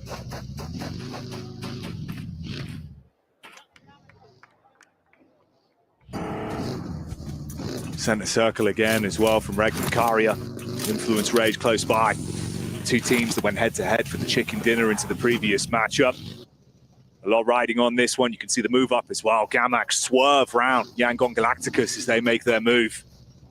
And the interesting thing with Power as well, Easy, I think his position's been undetected. He got clear vision onto the Falcons, didn't take the first shot. Instead, he can play off his teammates when their attention is turned and they've got to go for the move. He could sideswipe them. Let's try and move ahead. You're right. They're going to have a backstab potential on their hands, which is never easy to deal with. Yangon Galacticos currently struggling, though. Constantly hounded by teams here from Gamax, who have taken a bit of a split. Fahita waiting down low. And do they even know his position? As they head over towards Horror right now. Ragnar finding shots over towards AX. Scarface is taken low there from R8. And they'll have to move, Jackie. In the meantime as well, we saw a shot over onto Alpha 7 from Aura. Ooh, quick peek up. Thought he could grab that one, but the response is good from Yangon. Crosshairs instantly flick up. Their eyes light up as they grab onto the knock. They're hanging on. The speed at which they're flicking around as well. They are hyped, filled with adrenaline going into this match, knowing that their life's on the line here in terms of the tournament. Judo finding more players over towards Vision, but they clap back over towards APK. SayCloud on the high ground. These shots are just not hitting, Jackie. Sleepy, looking shaky. Didn't instantly bite on the bait that was shown from SayCloud. And when he did go for the spam, a few bullets going awry. Quite a distance firefight on it, can't commit onto the knock, and he's being flanked from the back line. Turns his attention. Meanwhile, Gamax as well being hit heavy by Vision, still being able to at least respond. They lost 2 players off the engagement, but go 2 for 2 in the fight so far. Yangon Galacticos shopping around right now, but no, apartments are open and they are struggling to find a home inside the circle. Influence Rage, Diego will find a shot over towards Revo. Inside the shack and more damage done. Sleepy finds Mafioso. 1 player left remaining for Alpha 7. With that, Vision received the final curtain call in the survival stage, going down to Gamax. Intense game. Just inches away from Fajita as well, trying to keep himself out of dodge for now with the smokes to protect himself. Like you said, Alpha 7, it's been uncomfortable. Twice Revo has gone down. Twice they have had to get him back on his feet. Supplies have got to start to run low. Easy continues to be a terrifying prospect there on the south side for the Falcons. Hasn't whispered a word, laying in wait.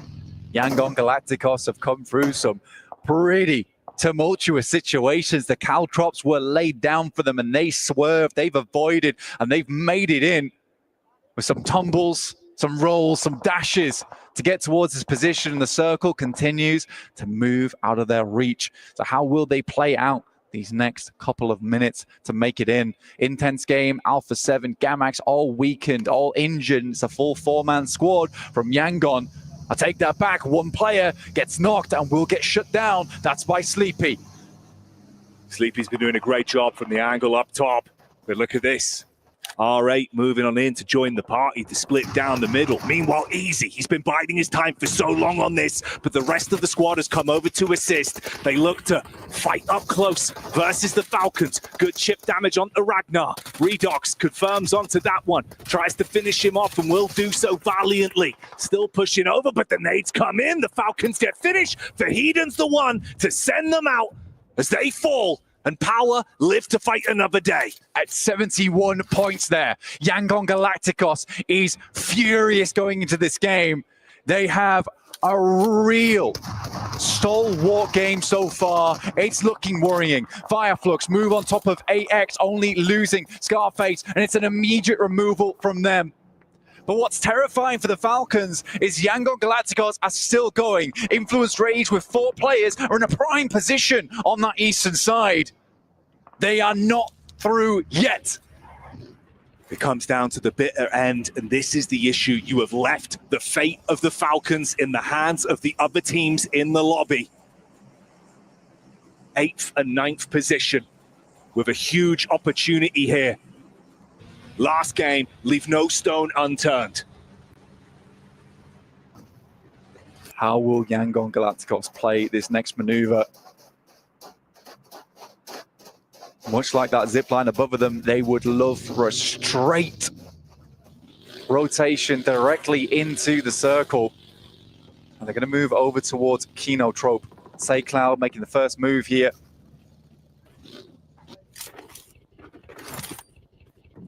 Primes a nade in hand. Finale, one of his own, but he's late.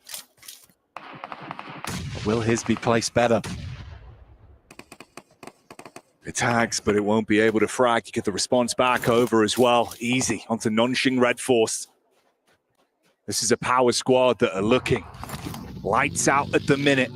Fireflux stealing away some of the opportunity on that one with the response from Binny's Bonnet and the follow-up from Tizzy. My God, Nonxing Red Force were taking the heat coming through from Power, but have just annihilated. Turn tail.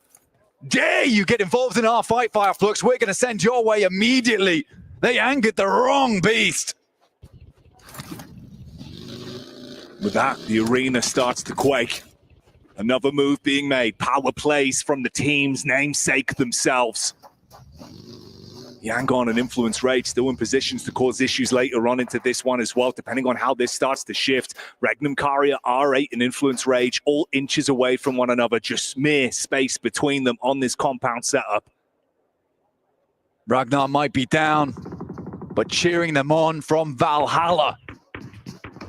Seeing how far and how much glory Power can obtain. That's E Arena out, and the only team within the top 3 is Power, looking for a first place here. Regnum Kaya will find shots over towards Nongshim Red Force. Binny, with the power of the buggy, survives, stays dead still, and they don't spot him. He will take a lot of damage, but can he crawl away? Lorezin's able to find it. The UMP hits. Binny thrown away, shut down. That's one elimination they claim, but they've still got much more to get done on this one. On the back line, Power will take a knock, but it is answered. They will look to pick him up. That's from Kino Troop. Al Hadji is just going to come back down again. He's got the side angle. They don't know, but it's still 3 players they are roaming into. Let's see how Power handles this. Yangon Galacticos yet to make their sprint.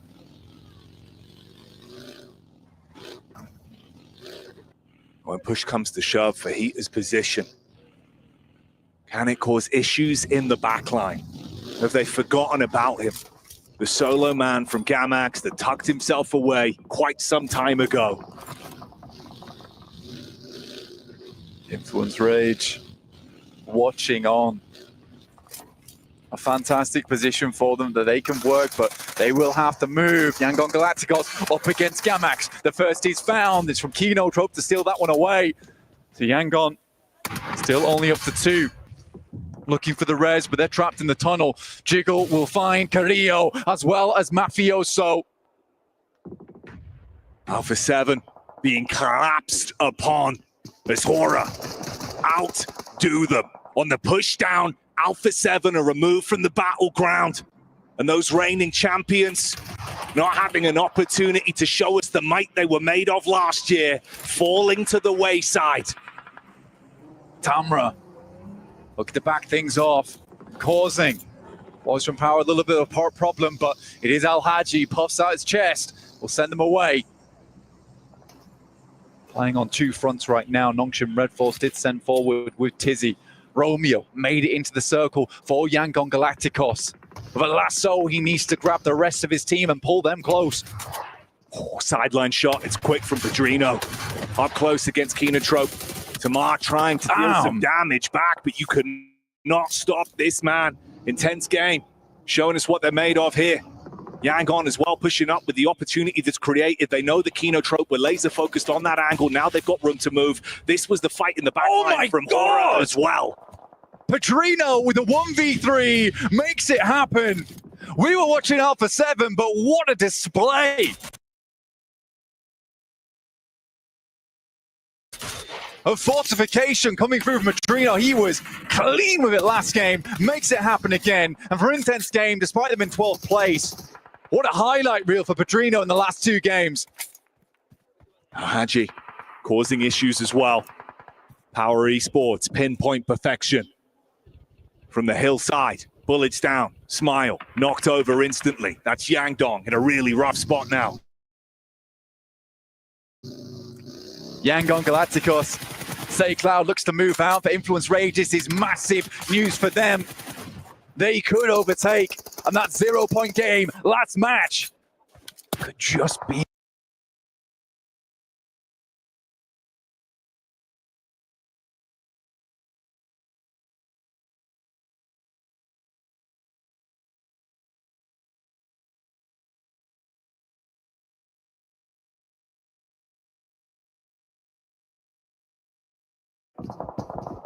Influence Rage need to make a move slightly sooner than R8 as well, unfortunately.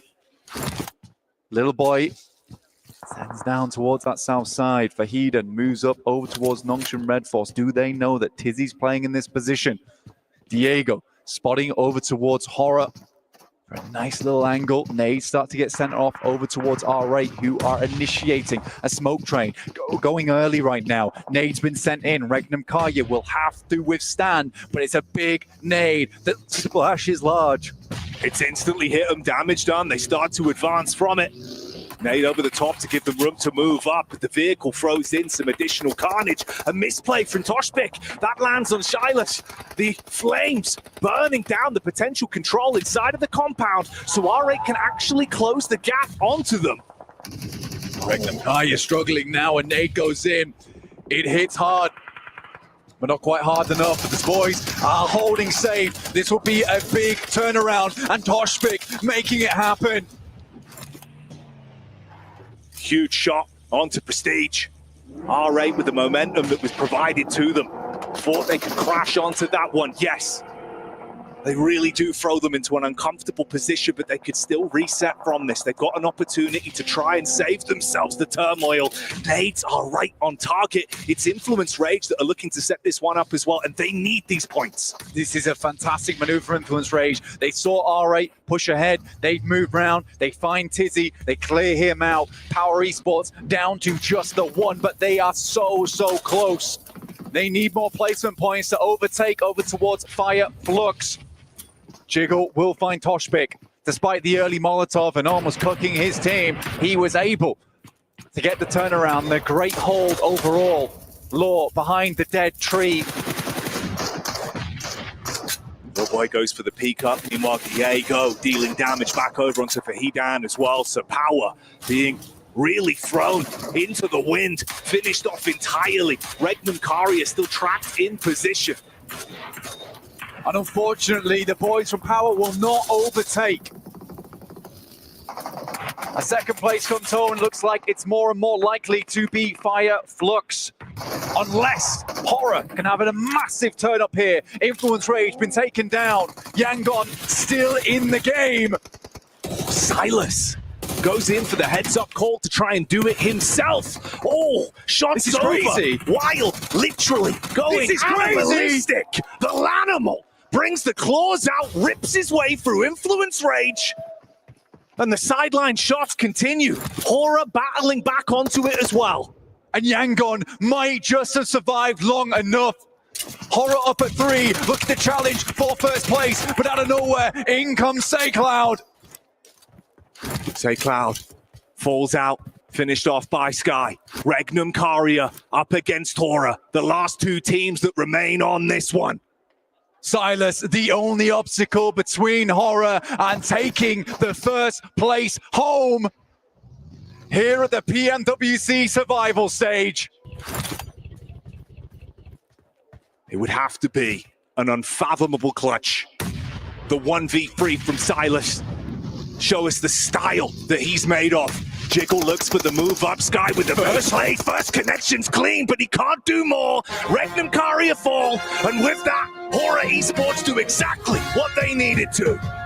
An incredible performance from Horror. We're going to have to tally up the total slightly later on with those placement points. But with that, Jackie, for Alpha 7, we will not be seeing them over towards the main stage. Regnum Kaya has a massive step up towards the end of this one.